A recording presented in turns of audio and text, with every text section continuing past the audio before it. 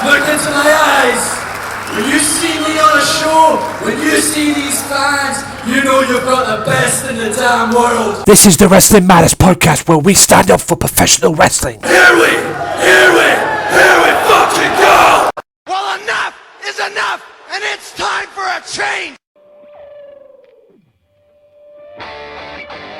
Professional wrestling! This is it! This is us standing up! Yes! Yes! Yes! Yes! Yes! Yes!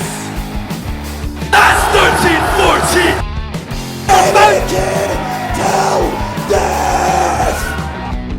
Dina, I am the best in the world. Cause that's the bottom line! Cause Stone Cold Simpson! What's going on, ladies and gentlemen? Welcome to episode 149 of the Wrestling Matters podcast. How are we all doing? Hope you guys are well. And whatever it is you are doing, I hope you guys have enjoyed the wrestling this week. Because I have, somewhat. Today's show, ladies and gentlemen, is going to be a little bit different than normal. I don't know how long this show's going to be. But the idea for this show today is I've got guests coming on, which are Michael Larkin and Tim Vicious, and I've recorded two audios with them.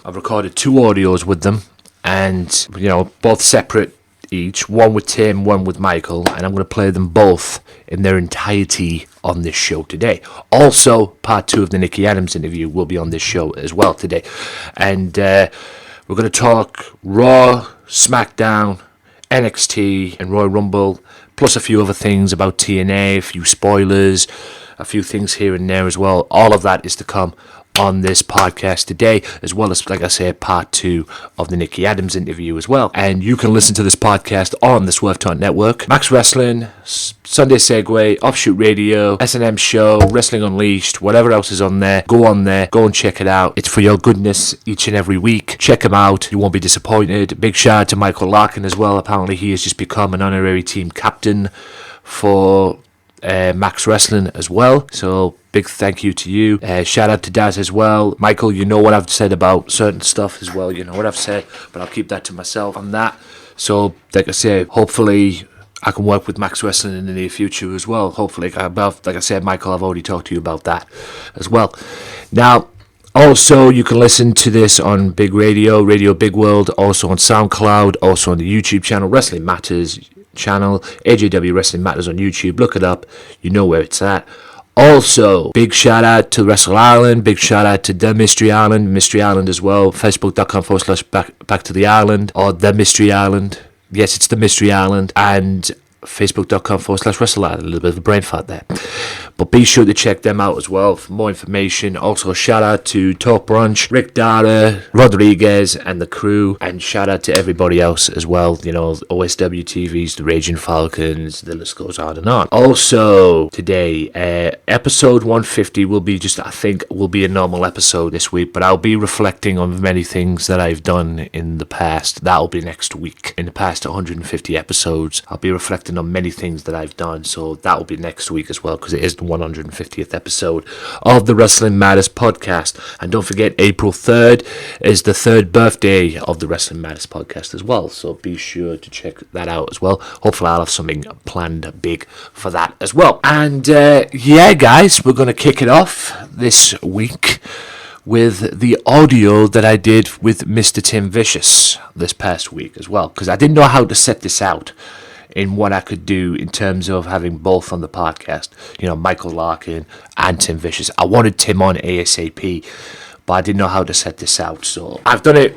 We're going to start with the Tim Vicious interview, the Tim Vicious audio, and then we're going to have the part 2 of Nikki Addams interview, and then I'll be back to introduce that right after the Tim Vicious audio. And then I'll be back after the Nikki Addams audio to introduce the Michael Larkin audio, and then I'll wrap it up after that. So, yeah, here it is, guys. Tim Vicious audio. There will be breaks in between, so sit back, relax, and enjoy. Tim Vicious talking NXT, Royal Rumble, Raw and SmackDown. Enjoy. Ladies and gentlemen, welcome to this very special audio. I told you last episode that I was going to have plenty of guests on this week, so I've decided to do it in a different way, bring something new to you. So this is the very first audio with a guest that I'm going to do for the show today. And he's back. That's right. A lot of absentee due to us being very busy in that, but I've managed to get him back on the show. It is the man, the leader of Vicious Rants, Mr. Tim Vicious. Thanks for having me get back, brother. I always appreciate being on whenever I can. Yep, same here, man. I always appreciate having you back on. We're here today, ladies and gentlemen, to talk Royal Rumble, Raw and Smackdown. However, before we do that, let's go NXT. That's right, let's talk about NXT.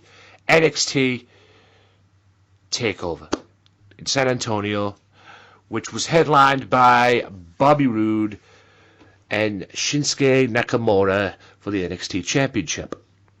Now, I managed to get this, and I'm sure Mr. Vicious did as well. Yeah, I did. This was actually also like the first NXT show I got to, like, my son actually got to watch. Other than that, he's watched matches here and there from shows, but this was the first full takeover show he got to watch from like start to finish. Yeah. My big thing, I was actually impressed on how this one came out. This was probably my favorite takeover since, I would say, Dallas. Ooh. It was a good takeover. There was no, I mean, it's NXT at the end of the day. Very good takeover. The NXT awards were presented. What were there? Nigel McGuinness announced that he was going to start working the commentary there, I believe. Yes. For NXT. Corey Graves has announced that he has to leave the NXT thing because he's got 205. He does Monday Night Raw on the Mondays, and he does 205 with Ronaldo and Austin Aries. So yeah, you can tell, obviously, it looks like they're slowly building Corey up to eventually take Michael Cole's spot as being the voice of WWE. Yeah. It looks like they're slowly starting to set that up. I'm looking forward to talking to you about Smackdown because I want to talk to you later on about the Four Stooges on Smackdown, the full commentary team. So I'll look forward to talking to you about that later on. We'll talk about that during the Raw and Smackdown segment. But NXT kicked off. Eric Young, one-on-one with Ty Dillinger. Okay, match to kick off. And I actually thought Ty was going to go over in this match, but Eric Young got the victory. I was praying that Ty did because the man, honest to God, deserves it. He's been in developmental for well over 10 years, like since back like in OVW days. He's been in developmental for that long. I mean, the man was able to get a number over, and he does deserve to be put up on the main roster. Even if he just winds up being the king of main event or superstars, he deserves to get put up on the main roster and get recognized. He's done a good job. I mean, it was to the point where I first seen him in NXT that he was a job guy. He was jobbing out to people, you know. I think there was a few matches here and there he was jobbing out to as well, which got the other people over as well. Even he got into a little angle with Bobby Roode at one point as well, which when he had that match with him at Toronto, which was definitely saying something because that's Bobby Roode's hometown, and he was more over in Bobby's hometown than Bobby was. Yeah, which was shocking. Which was shocking in itself. But people really dig this guy. People really dig Todd Dillinger. Yeah, where do you see? It almost kind of reminds me of like Daniel Bryan kind of a feel because, you know, it's like, you know, he got something really unnecessary over. Like Bryan got yes and no over. Ty got 10 over. Yeah, that's what's pretty much. As for Eric Young and his group, where do you see that going? Sanity? You know, I'm not really sure because this is like the first time I think outside of Wyatt family there's been like a stable in NXT, and I would like to see them eventually get put on the main roster. But if they do, I would only want to see them, if they got put up on the main roster, I'd want them to go immediately to SmackDown, just so that way they could then just start feuding with the Wyatts. Yeah. Because then, you know, we'll say you got Bray and Randy, eventually Eric Rowan come back, you know, and have them just squaring off against Sanity, have it be like, you know, it'd be almost like Shield versus Wyatt feud again. And that I think it would have that kind of a hype feel. I like Sanity. I've always liked Eric Young. He was great in TNA. Sanity has, we were talking about this before we came on there. Sanity has 2 former members of the ICW roster. Yeah, they got Damo, which I am way impressed with. For a big guy like that, he moves around really good, and he's really good at being a technical wrestler. He's definitely a monster. And the other one is Nikki Cross, which is basically Nikki Storm to ICW fans. And that is, she reminds me of that kind of a girl you see in the bar that you would be afraid to like try and make a pass at, because you try and make a pass or try and flirt with her, she'll probably like smash a beer bottle over your head. She will with this character. Let me tell you, I don't think she was like that before this character popped up and before she came to NXT and that. I don't know if you remember her being on the TNA boot camp as well.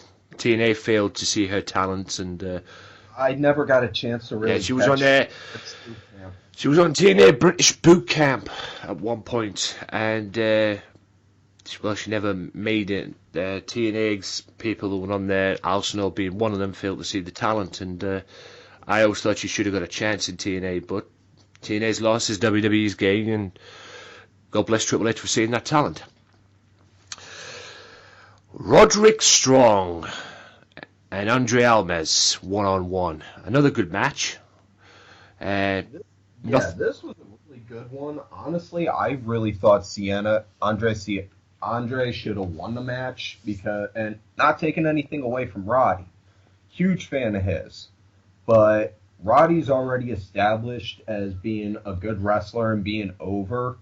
You know, and I'm more so a fan of having the in-ring veterans putting over new talent over time. You know, otherwise, if you don't have the veterans established, help put the next generation over, you're not going to have a next generation, basically. Yeah. But do you see WWE executives or whoever's in charge here, do you see them seeing Roderick Strong as that new talent? Not really. I think they more so just got Roddy because, you know, to help establish help get an established face on the NXT roster. I don't really see him getting called up, you know. Now Andre, definitely, because I could see him getting called up to either Raw or SmackDown and getting paired with Sin Cara or Kalisto to make like a new kind of Lucha Dragon tag team. You know, something along those lines. But I could see something like that going for him. But as far as with Roddy, I don't think he is. And honestly, I'm not sure if that would really bother him or not if he did. Because at the end of the day, NXT has pretty much established itself as its own brand, just like Raw and SmackDown has. Yeah. So I don't think that many people are really going to be worried too much on if someone's getting called on if they get called up, unless they really want to. Yeah. Yeah. Do you see Roderick Strong becoming NXT champion at some point? I could see that happening. You know, I could definitely see that happening. I mean, for all we know, at the next Takeover, we could wind up having Strong versus Rude, which would definitely be something because you're basically having an ROH guy wrestling a TNA guy in a WWE ring. Yeah, that would be just good. Let that sink in for a minute. Yeah, that would be good, actually. That would be very good. But yeah, Roddy gets the Duke against Andre Almas. Like I say, a very good match.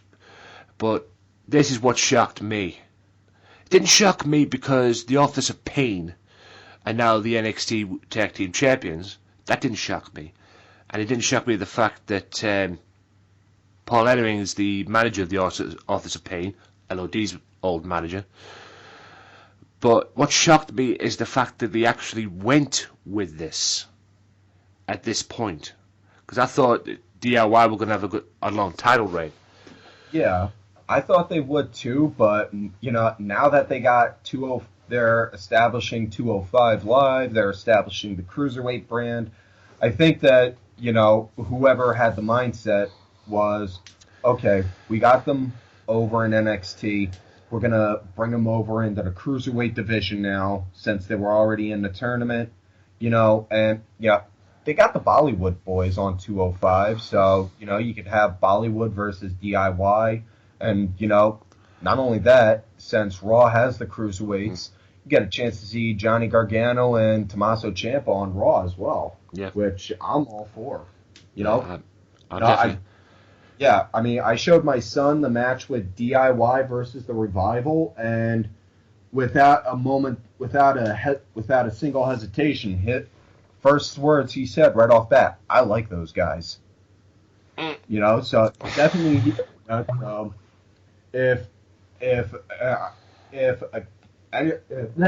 get my words jumbled. I'm talking fast and I'm thinking, fuck, I'm like on my show.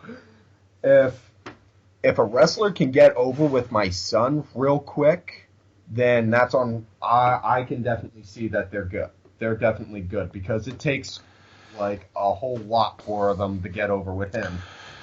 Yeah. But Authors of Pain are now the NXT Tag Team Champions. Where do you see them going as champions?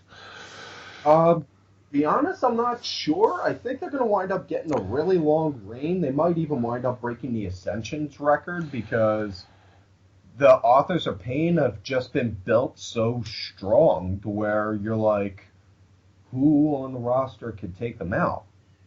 The only people that I could see taking them out is Sanity. That's the only people that I could see right offhand that could take them out. Other than that, I'm not sure. Yeah, Demo and that other guy who's Insanity as well. Yeah. As far as with Paul Ellering being their manager, I'm all for because in my opinion, Paul Ellering, second greatest manager in pro wrestling. Short from, my personal favorite, the first being Paul Heyman, of course. Yeah. Yeah, I had Paul Ellering, like I say, LOD's old manager. The man who took LOD to the top. Yeah. My personal favorite tag team of all time. Same here, man. Love Warriors. If it wasn't for them, I wouldn't have been interested in tag team wrestling. Same, mate, to be honest. There was other great tag teams in the past and everything, but you can't be nothing against the other ones, nothing against the other ones, Arn and Tully or the Rock and Roll Express. It's just the Road Warriors had that legitimate look of, shit, these guys will really break you in half. Yeah. And many wrestlers have said that if you watch their DVD. Oh, yeah, because very rare I would agree with Jim Cornette, but he even said, when you look at the match card and you see, you're going against the Road Warriors. Ah! Yeah. You're like, oh, shit. Yeah, and J.J. Dillon even said Hawk dislocated his shoulder in the first War Games. Yeah. Yeah, the cage in that was very good. The cage setup wasn't very good in that. Well, he dislocated it because they wound up doing the Doomsday device, and the way JJ landed, his shoulder came out. Yeah. Yeah, I remember that. Yeah, and like I say, the cage setup wasn't very good. It was good. Like, I think it was two rings. For the time, I think it was. Yeah. Yeah, it was. There was two rings. There was two cages around two rings, which was fine. That wasn't the problem. It was just the roof that was the issue. Yeah. I thought the roof was too low. They should have made the roof a little bit more higher. Then maybe JJ wouldn't have got his shoulder dislocated. Because a lot of stuff as well. Give you an example. Sid Justice, Sid Vicious, Psycho Sid powerbombing Pillman. Sid, the trapdoor. Yeah. I still can't watch that match because I cringe every time I see his leg. Yeah. Every time I see that, because you could actually see the leg break. Yeah, that was the four-way, but the one that the War Games match where he powerbombed Pillman. Oh God, yeah. The War Games match where he powerbombed Pillman and I think just broke him in half basically. And everybody was checking on him after the match and everything, and almost killed Pillman. That was the roof's fault. That probably wasn't any other wrestler's fault, even though Sid probably got the blame for it. But it was the roof. It was too low. If the roof was a little bit more higher, guaranteed that wouldn't have happened. I mean, if they made it a little taller, like on how they got like Chamber or Hell in a Cell built to be that high, I think that would wind up working better in the long run. It would have, yeah, definitely. All that appeared became tag team champions, and then it went to the announcers, which was Percy, Corey Graves, and Tom. Yeah, Tom, I never speak on SmackDown unless I'm asked to, Phillips. Which I find hilarious because Corey and Tom remind me so much of Bobby Heenan and Gorilla Monsoon. Because they just reminded me so much of them, in a sense. Especially when, like, Eva Marie would come out, the way Corey would just be like, "Shut up, Tom!" Yeah. I guess Monsoon played the part of Monsoon, Corey Graves. But it went to them and they started talking. It was dark in the ring and everything. It's the main event. And next thing you know, you hear a noise in the background. The show's called Takeover, right? And the next minute, Seth Rollins is in the ring. And obviously, he was the very first champion in NXT, and he's been looking for Triple H, and this was the perfect time to get him. Calls out Triple H, and just when you think Triple H is actually going to come out, he sends the security after him. And then Triple H walks away, and Seth Rollins is escorted out. The seed is there. You know what's going to happen. Seth Rollins, Triple H, WrestleMania. Oh yeah, you could see, and I mean, I consider you a very intelligent person when it comes to this sport. I'm pretty sure you saw the seeds for this being planted way back when Tripp screwed Seth over back in August. Yes. That was set up. That was just laying the foundation down, and it's been just slowly building and building.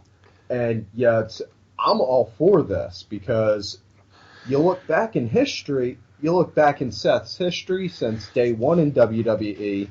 It's like Tripp has been Taylor grooming him to be a main eventer, and this goes back to what I was saying before: the veterans putting over the new talent.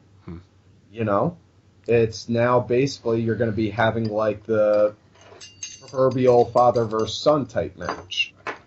Yeah, and the demise of the Authority as well, basically, because as we all know, Seth Rollins was the Authority's top guy, and we all knew, and like I said, I knew this was coming way before the screw job in August, when basically Triple H handed Kevin Owens the Universal title. I knew this was coming way before, but the last time they attempted to do this, Seth eventually ended up getting injured and ended up dropping the title and all that. But the plans for the turn were there, but it just never happened. And then, like Mr. Vicious said, the foundation was there in August. And as sad as it was that Seth got hurt, I think in the long run that it paid off because it just added in a whole extra layer to it to help build it and make it better. Because Tripp even cut in a promo that, and I don't want to give too much away because we're going to talk about Raw later, but he wound up bringing up on how Seth's knee gave out about it. Yeah.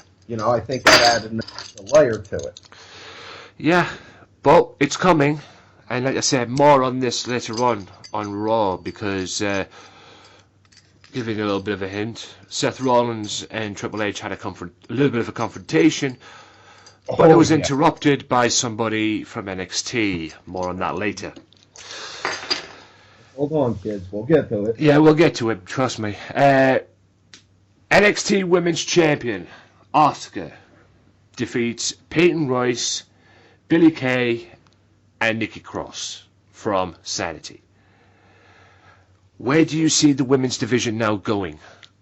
Because Asuka's the dominant force now. Yeah, there's honestly, the second she said that she wanted to take them all on, all I thought was, well, this is the first we're going to see Asuka kill 3 people at once. Yeah. And yet I was more so surprised that Nikki Cross got taken out of the match so early on with the suplex onto the table. Yeah. But honestly, I see Asuka.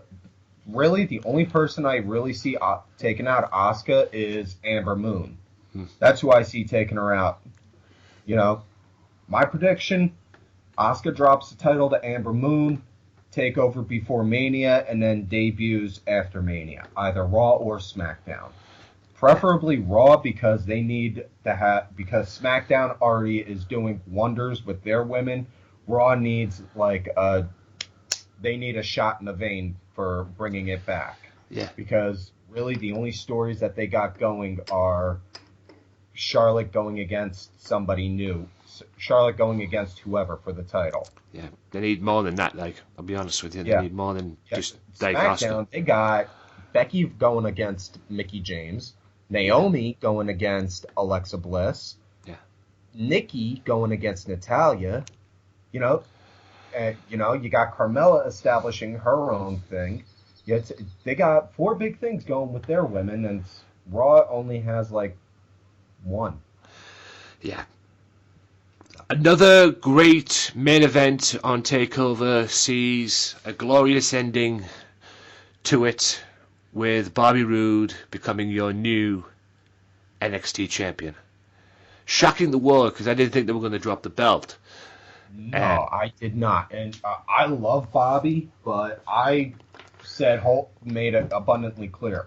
He is nowhere in Nakamura's league as far as what wrestling wise. Yeah.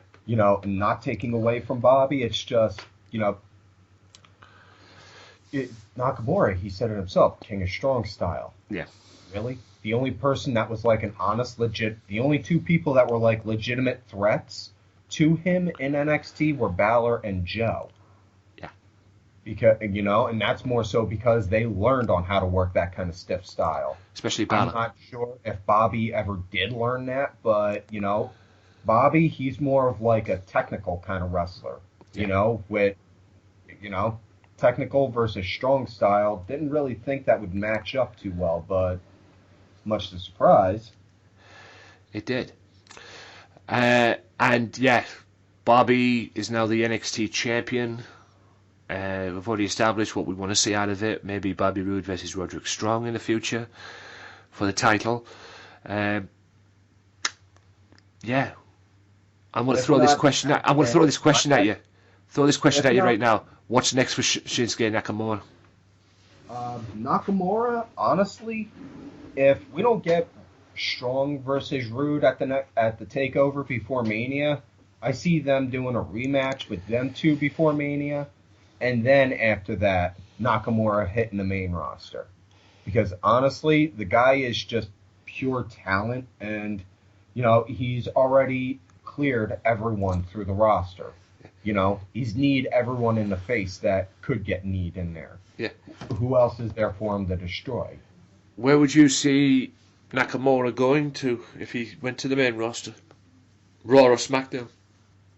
Honestly, I think maybe SmackDown. More so SmackDown, more than likely, but I would hope for Raw just because of the fact of I would pray we could get a match between Nakamura and Brock Lesnar again.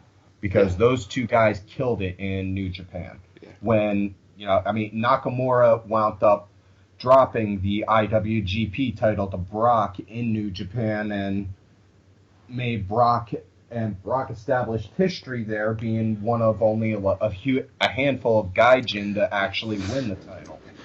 Outside of Scott Norton, Kurt Angle, and AJ Styles. Yeah. Speaking of Brock Lesnar, I'll bring this up to you. I saw a video the other day on What Culture Wrestling YouTube channel. One of the guys who works there giving a reason why Brock Lesnar should be WWE champion.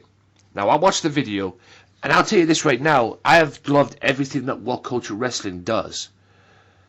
Right? Everything that What Culture Wrestling does, not just WCPW, the whole thing itself. I've loved that. I've loved it. But this video made no fucking sense. Because he was talking about, let's put the belt on Brock Lesnar.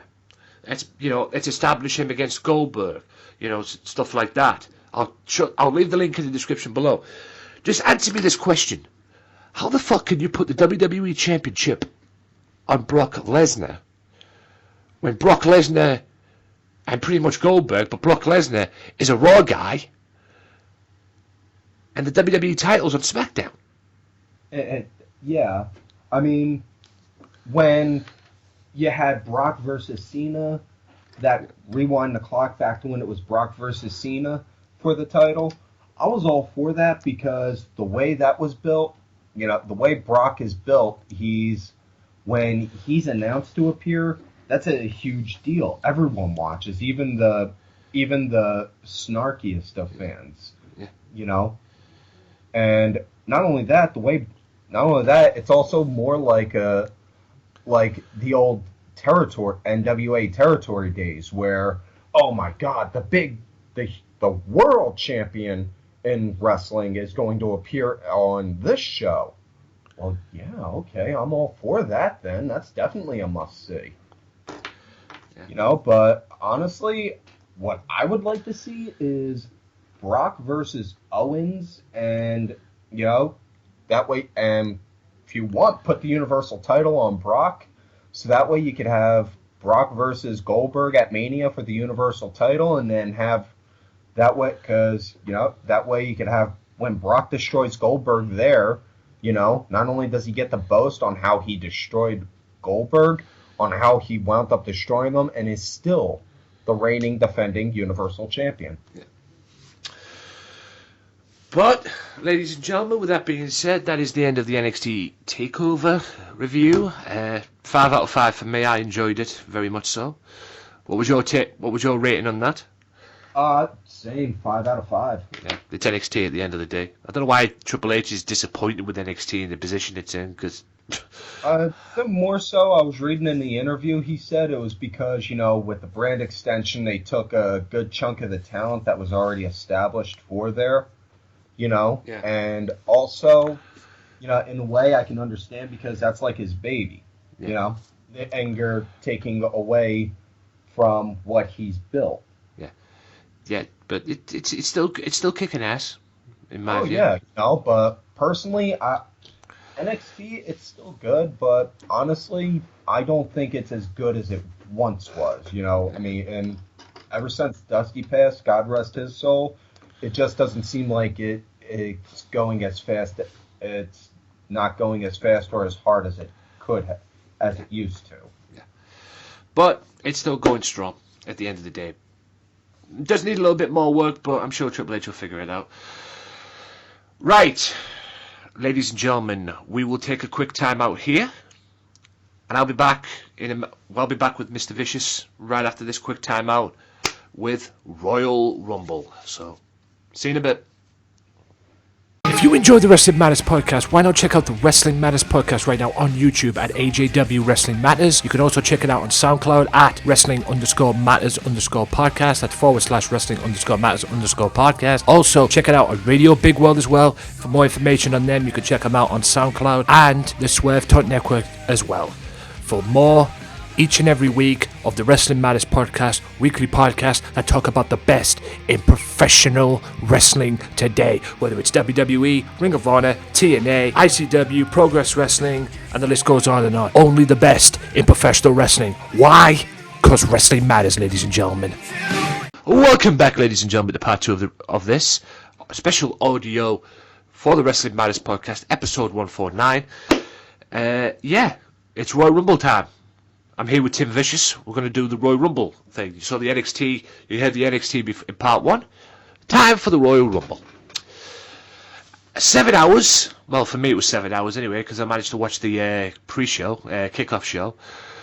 And, I saw the kickoff. I mean, I more so did just so that way I could see the matches. Yeah. I didn't really pay much mind to to when they were doing the interviews and Yeah, stuff. neither did I, quite frankly. That was my bathroom break. The Royal Rumble itself was good, apart from the Royal Rumble match. I very much so liked. I would give it a solid 4.5 out of 5. Well, the matches were a match that I didn't give a damn about, quite frankly. Naomi, Nikki Bella, and Becky Lynch defeating or getting a small measure of revenge against SmackDown Women's Champion Alexa Bliss, Mickie James, and Natalya. Yeah, it was like your run-of-the-mill women's trios match. But, It was. You know, and I brought this up vaguely on my show. What I was more so impressed with was on how the match itself, okay, mediocre. You know, it was pre-show kind of match. But it more so had a lot of good character development. Like, you saw, like, a little bit more character building. Like, especially with Natty and with Natty and Nikki, because right off bat, what's the first thing Natalya does? You can't see me. You know? Instead of, like, openly mocking her, like, you know, like, or whatever, and she just goes right for that. Yeah, run-of-the-mill match. Basically, Naomi's been dragged into the feud now, as you've probably seen on SmackDown yesterday. Yeah, they're starting to build Naomi into like a title chase since she got the pin on Alexa Bliss.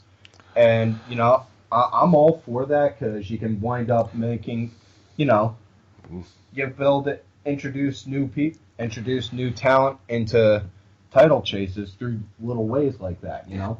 I'm still more so adamant that WWE should take a page out of like Ring of Honor's book and do proving ground matches. Yeah, definitely. My favourite part of the pre-show, probably my favourite part of the Royal Rumble, quite frankly. Gallows and Anderson are finally Raw World Tag Team Champions at last. Oh yeah, I knew it was going to happen. It was just a matter of time. You know, I know a lot of people have been pissing and moaning, like, oh, the club are getting used for shit, this, that, and the other. Me too. I was the same. Yeah, you know, gotta give some time, you know. Everyone knows the infamous stories of they always have you go up high and then low to see on how you take going on the lows, and then they build you back up. Yeah. You know? I mean, and not only that, with talent, you know, with Gallows and Anderson, they're established names, so you knew they were going to wind up getting it eventually, and I'm all for it. You know, I mean, I got to see them personally when they were still running in GFW. You know, great workers, honest to goodness, really nice guys. I mean, Carl Anderson even asked if he could get a picture with my dad, which I thought was really cool. Oh. I mean, they are the World Tag Team Champions now on Raw. They are running the ship now in the Tag Team division. Like I said, they would the minute they debuted. I even called it. I said the minute they debuted, look out for it in the future. These guys will be dominating the Tag Team division. And finally, they've done it. Credit to Sheamus and Cesaro. I know this feud's not over, though. This feud between these two teams is not over yet. There'll be another match down the road, but thankfully Gallows and Anderson are now World Tag Team Champions on Raw. Thankfully. And yes, there was Nia Jax destroying Sasha Banks. That was my piss break of the night right there, because honestly that was no different than seeing Nia Jax doing any other match on Raw, whether it was with Scarlett or Dahlia Doom or any other local jobber. Yeah, that would have probably been Gallows and Anderson winning the tag belts would have been best off to be the main event for the kickoff show instead of Nia Jax destroying Sasha Banks. Yeah, and you know, honestly, what they should do with Nia, or not with Nia, with Sasha, you know, storyline saying that she's going to be out for X amount of time because of the injury, whether it's a legitimate injury or not, whatever, you know, and then just hype her up coming back, saying, you know, have her coming back saying that she's here to reclaim what she wants. She's here to come back, kick ass, and take names. You know, have her come back with a vengeance. Have her be that boss. Yeah. Have I be that boss? Now for the main event, the main pay-per-view matches, which sees Charlotte and Bayley, Owens and Reigns with Jericho in a shark cage, Rich Swann and Neville and Cena and Styles. Now, we'll start with the women's title. This was actually pretty good. I knew Charlotte would win. I predicted Charlotte would win. Everyone knew Charlotte was going to win, but yeah, it's. I'm more so was interested in seeing on what the storytelling they were going to be able to do with this match was, and they didn't disappoint because Bayley, she's more so getting like that kind of a build like Daniel Bryan as that scrappy underdog that's fighting and clawing her way to the top and showing that she deserves to be up there. Yeah. And from the sounds of it, Bayley may be getting the title at WrestleMania.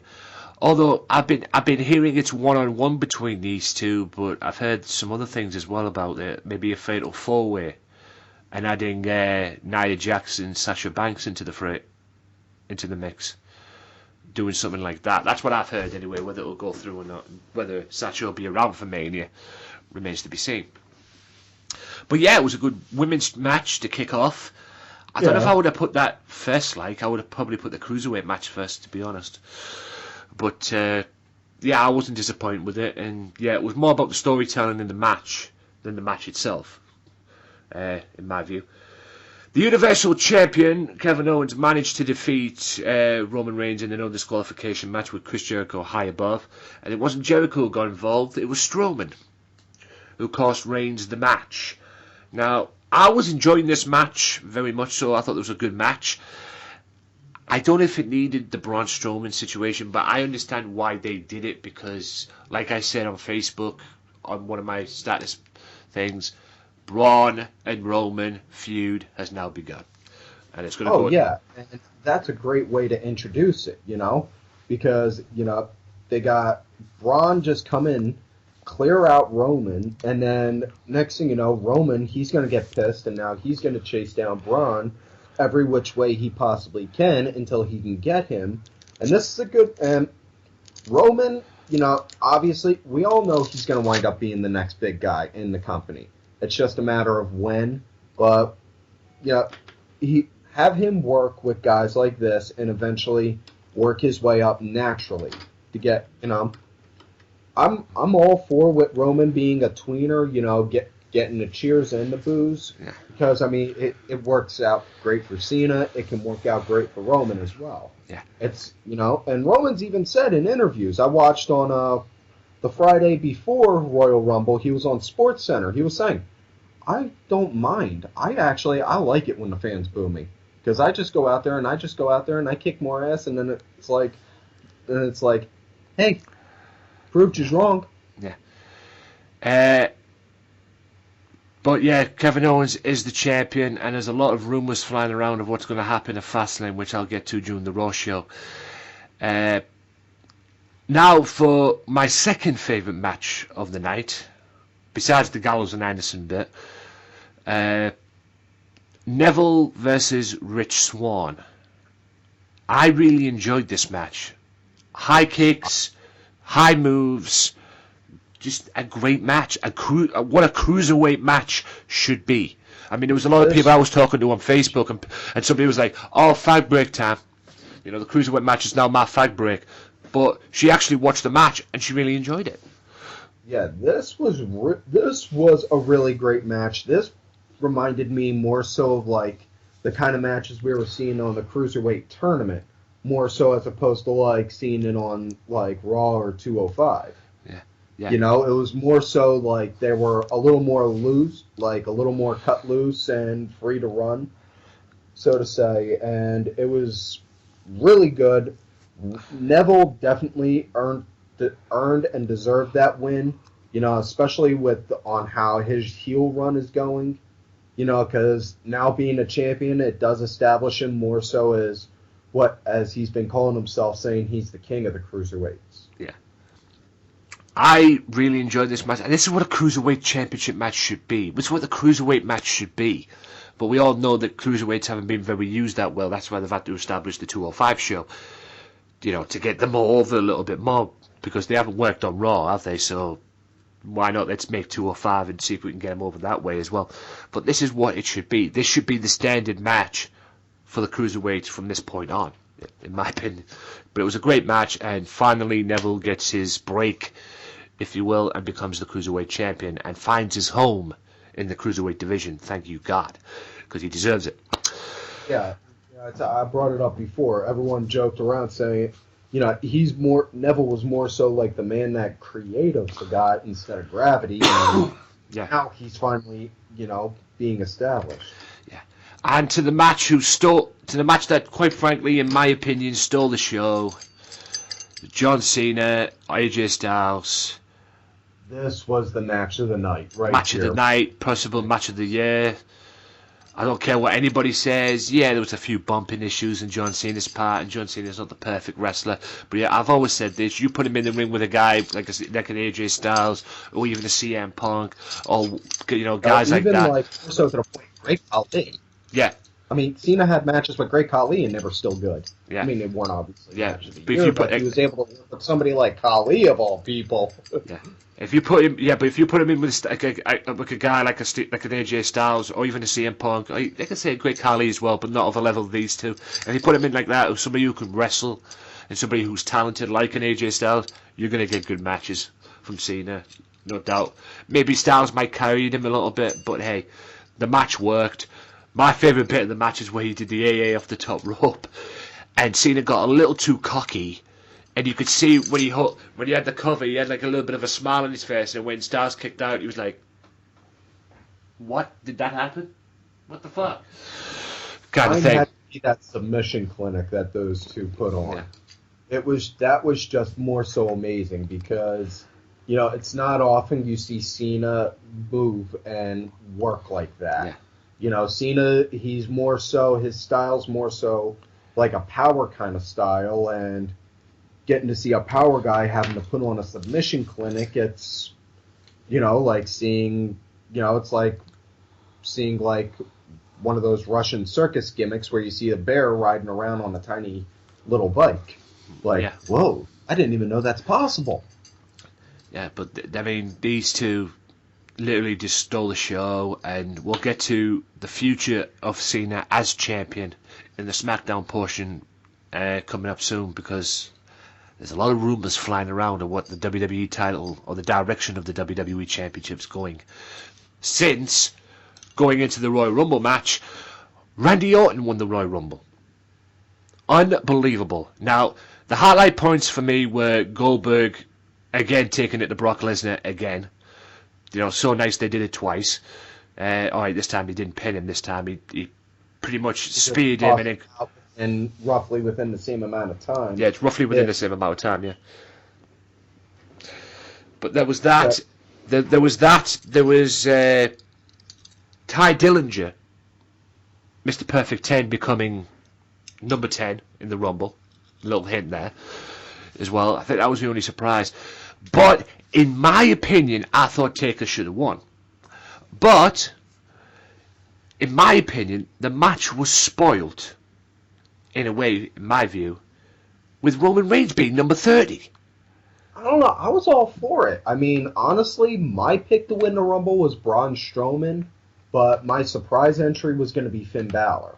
Yeah. Now, unfortunately, Finn's not medically cleared still, so there's that, but I was perfectly fine with Roman being number 30 because, it was okay. Because a lot of people wanted Samoa Joe to debut at the Rumble. I was not one of them, because my idea is, well, why have him debut in the Rumble just to get eliminated and then have everyone get mad and piss and moan about that? Yeah. I didn't have an issue with the Joe not being in the Rumble, but they could have picked out somebody better, because I don't think Roman should have been in there. But thinking about it and looking at it from the perspective of how it happened, I think we all know where this is leading to.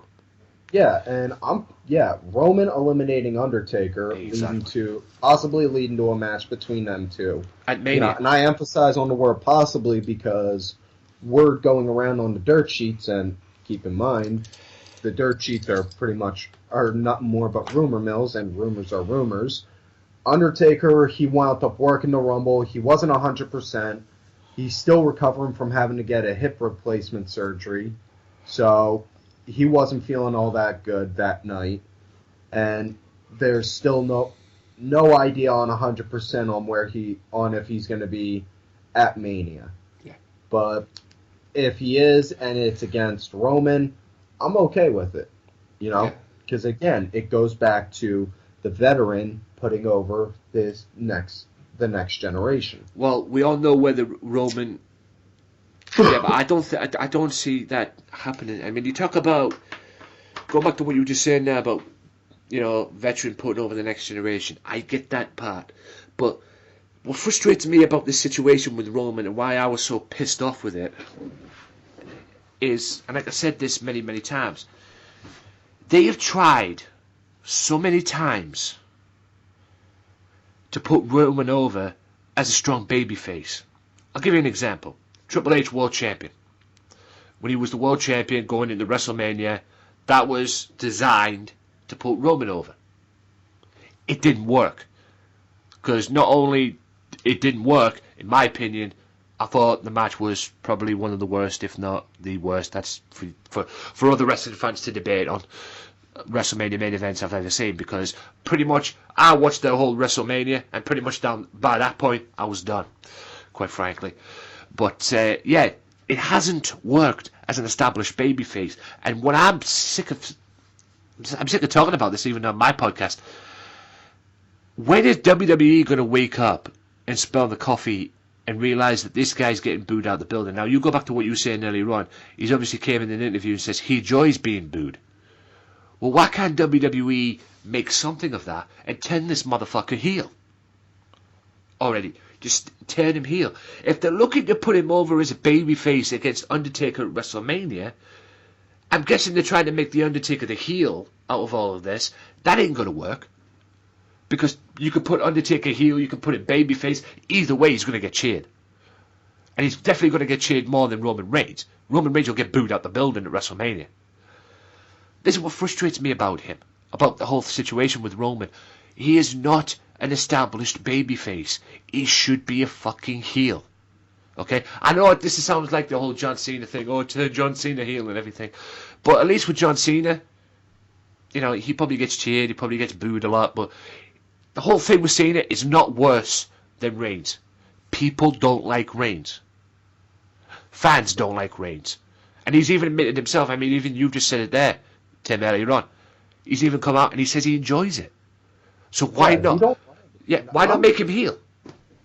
I mean, I don't know, but like I said, I don't mind him being a tweener because, I think you can get a little bit more freedom being a tweener than you could being a face or a heel, because if you're in between, you can actually kind of play both ways. You could be, you could be nice and be a face, and then once the people start booing you and be like, y'all can boo me all you want, I'm still going to be here. What are you guys doing? Yeah. It's pretty much the same with Cena as well. When he first started getting booed and that, I said, you can boo me all you want, I ain't going anywhere. Kind of situation. But Cena embraces that now. He embraces the whole kit and caboodle now and that. And like I say, Cena getting booed is not as worse than what it was than Roman Reigns getting booed. I mean, this motherfucker gets booed out the building. Literally gets booed out the building. People do not like this guy. And if they're using him to get over on The Undertaker and using The Undertaker to try and put him over, I'll believe it when I see it, but I don't think this is going to work. I think this is going to make Undertaker look bad in a way, because, like I say, they've already tried it with Triple H. That didn't work as well when he was world champion. So I don't know what the hell they could do with the Undertaker, with their Roman Reigns at this point, but it seems it's going to be Undertaker Roman Reigns at WrestleMania. That is if Undertaker's 100%, of course. Because, to be honest, looking at him in the Rumble, I think there was signs of him still recovering from the hip replacement, actually, because he didn't look 100%. No, and Taker, as much as everyone loves Undertaker, we all got He's getting up there in years, and he's starting to get a little long in the tooth. Yeah. Is it me? No. Is it me? Or did he look like he put on a bit of weight? That honestly, I wasn't really all that sure because I was more so just like looking over, mesmerized at the fact that he was staring down Goldberg. Yeah. The way he was staring down Goldberg. Yeah. I actually saw a little glimpse of it. It did look like he put on a lot of weight, but there was a little bit of weight gained there during that match. I might be wrong. It might have been something. It might have been the effects of the hip replacement. I don't know. But it did look like he put on a little bit of weight. But like I say, whether or not this will happen or not, we have to wait and see, and whether or not the Undertaker's 100%, because obviously, like Tim says, he's still recovering from the hip replacement that he had, and hopefully he'll be able to go for Mania. But like I say, we all know it's going to happen. Will it happen this year? We don't know. It's going to be Undertaker versus Roman Reigns, because Roman Reigns, we all know the roadblock, if you will, going into WrestleMania of what Roman Reigns is going to be doing before Undertaker, and that's more than likely it's going to be Roman Reigns, Braun Strowman at Fastlane. So we'll just have to wait and see how that pans out. But it looks like it's heading down Roman Reigns and Undertaker for WrestleMania. All in all, Randy Orton won the Rumble. I will talk about Randy Orton's situation in the Smackdown portion, because that's going to lead to some very interesting Diconics in there as well. And we'll talk about the Wyatt family as well in the Smackdown portion as well. But Mr. Tim Vicious gave it a 4.5. 4 out of 5, or 4.5 out of 5. I would say a 4.5, more so just because the matches were good and the card was solid. It's just, the way some of the matches were arranged, the orders some of the matches were arranged is what really I was like, should this one have been here? Very much so. Could have been over here instead of here. That's more so it. I was just thinking because of that. Yeah. But the thing that, I give it a 3.5 actually, because the thing that let me down was the Rumble. And thankfully, like I said, I don't have a problem with Orton winning it. Thankfully, Reigns didn't win it, because then it would have really fucked everything up. But thankfully, I didn't have a problem with Orton winning it.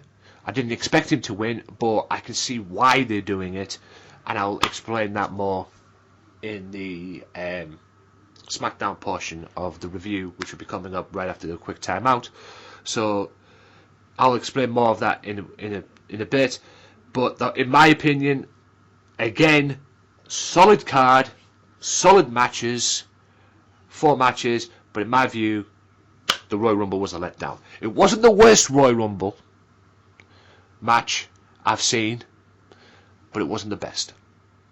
It wasn't the worst, thankfully. The worst one was when Batista won it. And I'm not talking in 2005, when he was built to come back and re-enter into the Rumble. And for some strange reason, even though it was his first match back, he ended up winning the Rumble, which all led to the whole Daniel Bryan thing at WrestleMania. Quite kind of thing. Everybody getting on WWE's case about pushing Bryan and everything, and then eventually Bryan ends up winning the world title at WrestleMania. All because of the fans. And also led to Triple H versus Bryan as well. But Dave Batista had no business winning that Rumble in the first place. And I thought it was going to be the same again with Roman Reigns, but like I say, thankfully not.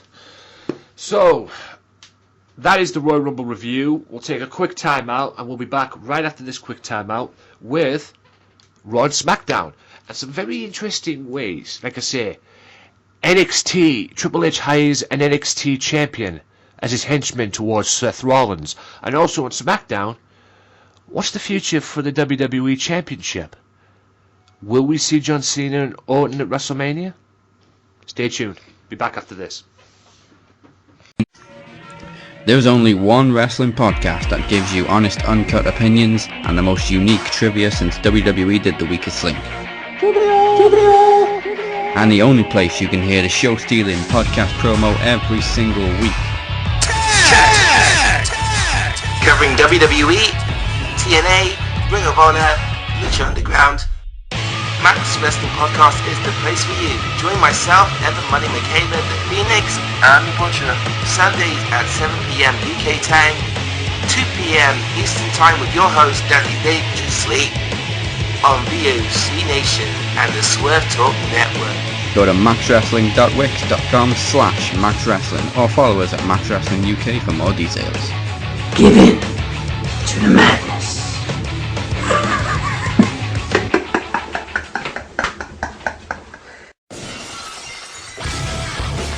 Be sure to listen to the Sunday Segway Wrestling Podcast. What? Every Sunday with Kinny Killer and the Galdem Sugar Shugs. Yes! Yes! With all the news, views, and laughter that you want. They like jet airplanes. Woo! They like long limousines. Every Sunday, the Sunday Segway Wrestling Podcast on Podomatic, iTunes, and YouTube. So why don't you choke on that, slap nut? Welcome back to this very special audio recorded for the Wrestling Matters podcast, episode 149. And yeah, it is now time for the Raw review, ladies and gentlemen. Raw review, and as well as Smackdown as well. We'll throw Smackdown in as well. But we'll start with Raw. Let's kick Raw off. It was on Mondays, and it kicked off with the Universal Champion and Kevin Owens and the United States Champion as well, gloating about their win and thanking everybody. And then Strowman comes out and challenges, basically demands a Universal title shot because Kevin Owens apparently promised it, and he had his moments there, which worked because Foley granted Strowman his wish. More on that later. To the matches, Sami Zayn defeated US Champion Chris Jericho. Tony Nese defeated Mustafa Ali. Raw Commissioner Stephanie McMahon confronted Seth Rollins, and they had their confrontation, which led to what happened later on in the show. Bayley, Cesaro, and Sheamus get a little bit of revenge against Charlotte Flair and the Raw Tag Team Champions, and Bayley pins Charlotte Flair. So that, as you know, we all know, that was not over. And Rich Swann crashed Neville's Cruiserweight coronation. Braun Strowman defeated Universal Champion Kevin Owens via DQ. Yes, Roman Reigns got involved. A little bit of revenge from the Royal Rumble. A point I'll get to in a second, because I want to, like I say, you talk about Brock Lesnar going to WrestleMania earlier on and all that. We're going to talk about Brock Lesnar winning the WWE Championship earlier on from Rock Culture, which again made no sense. But we'll talk about it because it's going to be Brock Lesnar and Goldberg at WrestleMania one more time, because Brock challenged Goldberg to a match at WrestleMania, even though it was Paul Heyman doing the talking.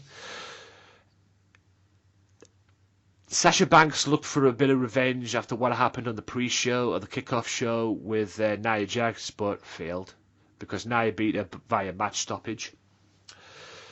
Enzo Amore and Big Cass defeat Rusev and Jinder Mahal in a tornado tag match. And Triple H and Seth Rollins finally got into their confrontation on Raw, and Triple H stood up to Seth Rollins and called him out. And just as Seth Rollins was about to end the ring, Samoa Joe pops out of nowhere and unleashes a beatdown on Seth Rollins. Now, I'll get to that in a second. What was your good points, bad points, worst points, fucked up points of Monday Night Raw? Good points, definitely Joe coming in, because it's a lot better having him debut. It was a lot better to have him debut then, as opposed to like what I was saying before. Everyone's saying, "Oh, Joe should be in the Rumble. Joe should be in the Rumble." You know, why have a person debut in the Royal Rumble when they're just going to job, and lose right then and there? You know, if you want somebody to be in the Rumble just to get eliminated, put someone like Kurt Hawkins in.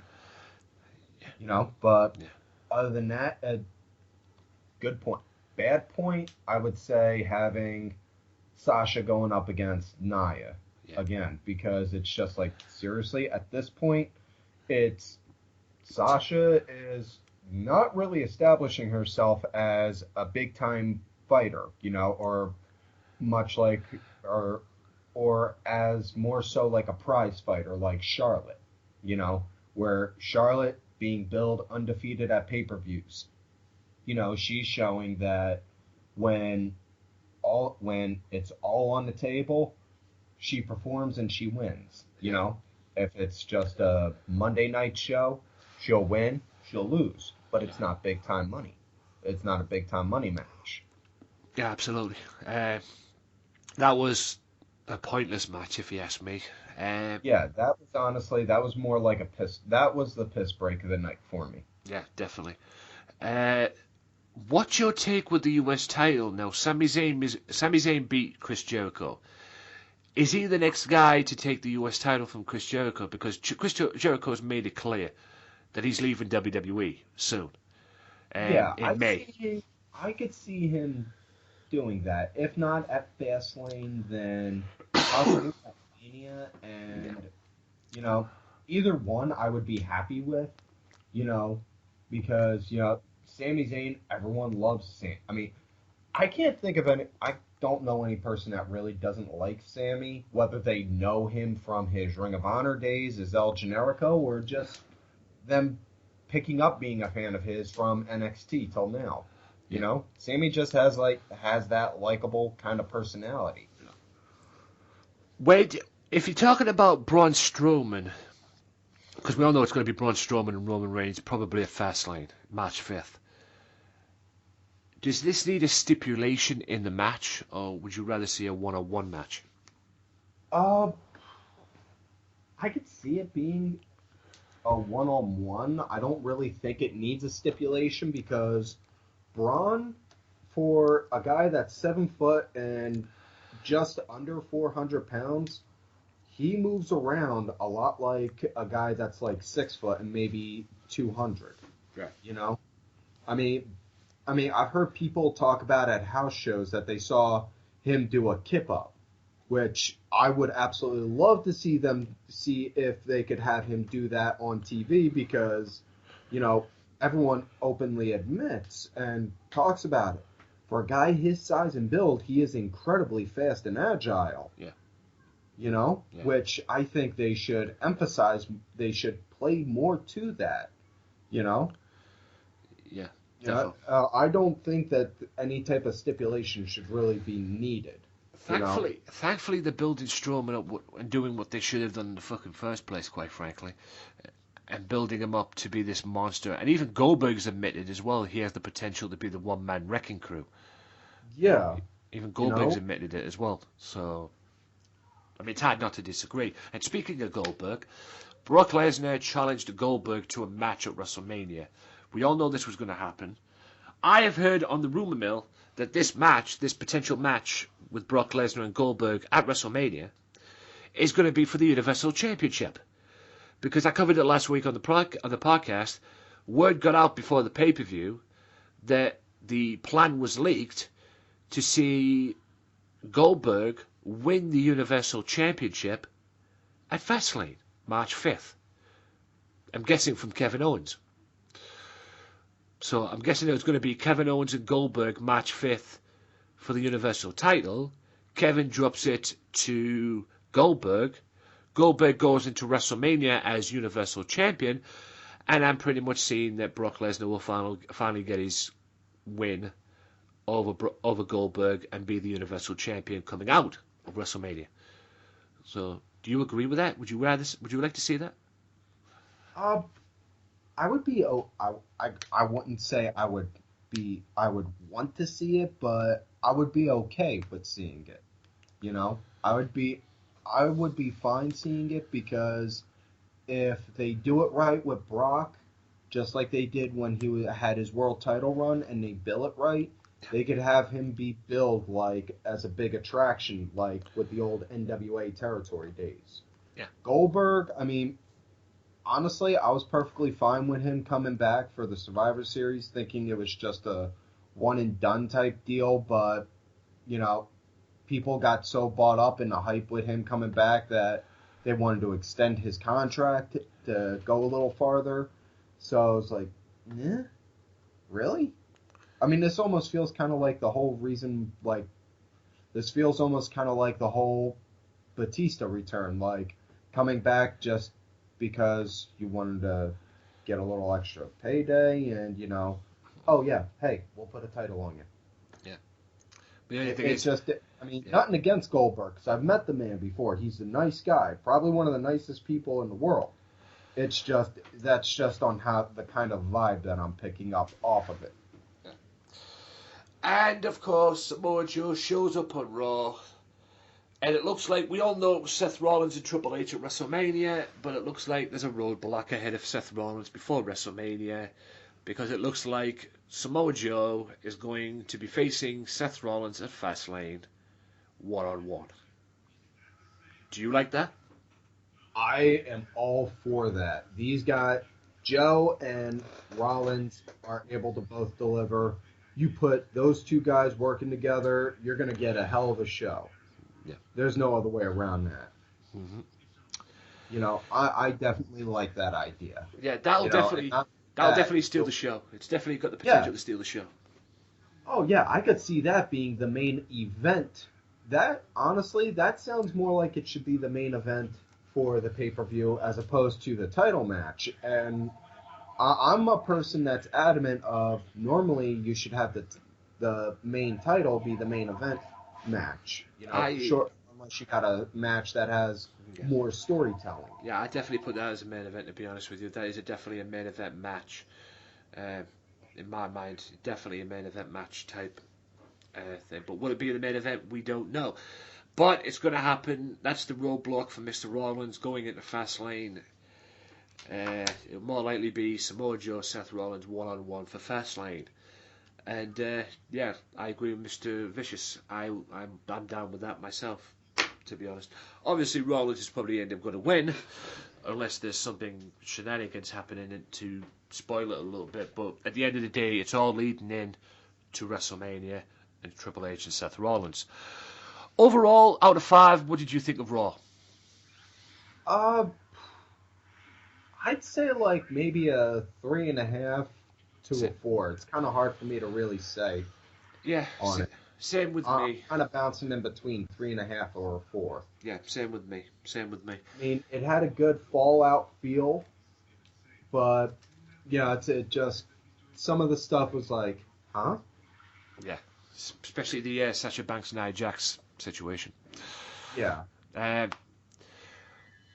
Smackdown, in my opinion, is the better product, but yeah, it really is pretty much more so the A show. Yes. Raw is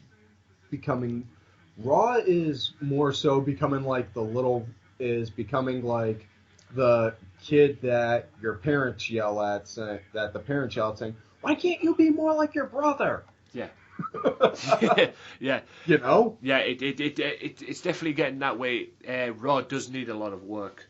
That's why we're all thinking about we should bring people like Nakamura on there or Oscar on there just to give them a bit more beef. SmackDown, I think what's making SmackDown so good is they're condensing more into 2 hours than what Raw is into 3. Yeah. They're able to get more of a match. They're able to get not as many matches, but they're able to they're able to do more storytelling with their matches in that little amount of time. Right. Quick hits were the Wyatt family, Orton and Bray Wyatt, confront John Cena, and just as they're about to attack him, Luke Harper pops out, which all leads to a tag match, which sees Bray Wyatt and Randy Orton beat John Cena and Luke Harper thanks to an RKO from Orton on Cena. Was that a little preview of WrestleMania? More on that in a second. Carmella goes over against Dylan Dawson, I believe that is. Her indie name, Dahlia Doom, but that might be for Dahlia. that one, they called her Delilah. Delilah Dawson, that's the one. There you go. Yeah. But yeah, Carmella went over on her, and apparently her and James Ellsworth are serious. Whatever. Dolph Ziggler and Kalisto.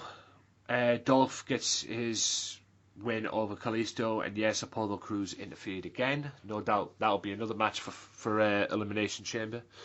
probably the kickoff show if I know that.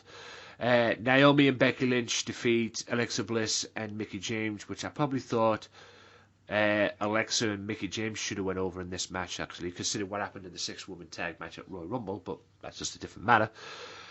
The Open Challenge Tag Team titles match from American Alpha turned into chaos, because you had basically every team on the roster come out and just this whole brawl erupted.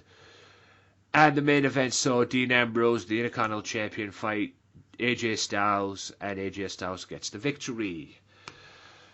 Good points, bad points, fucked up points, retarded points, whatever the fuck points you want to make. What was your take on SmackDown? I definitely love the idea that they had Harper appear right out of nowhere and then help Cena. You know, they're establishing Harper's now starting to break away from the Wyatts, and the man is, Luke Harper is, in my opinion, a main event talent in and of itself. You know, if you've never seen his work in the indies, look up Brody Lee, and that should help with that. But if you're not impressed by the way he works in the ring, I mean, the guy moves around in the ring like he's a cruiserweight.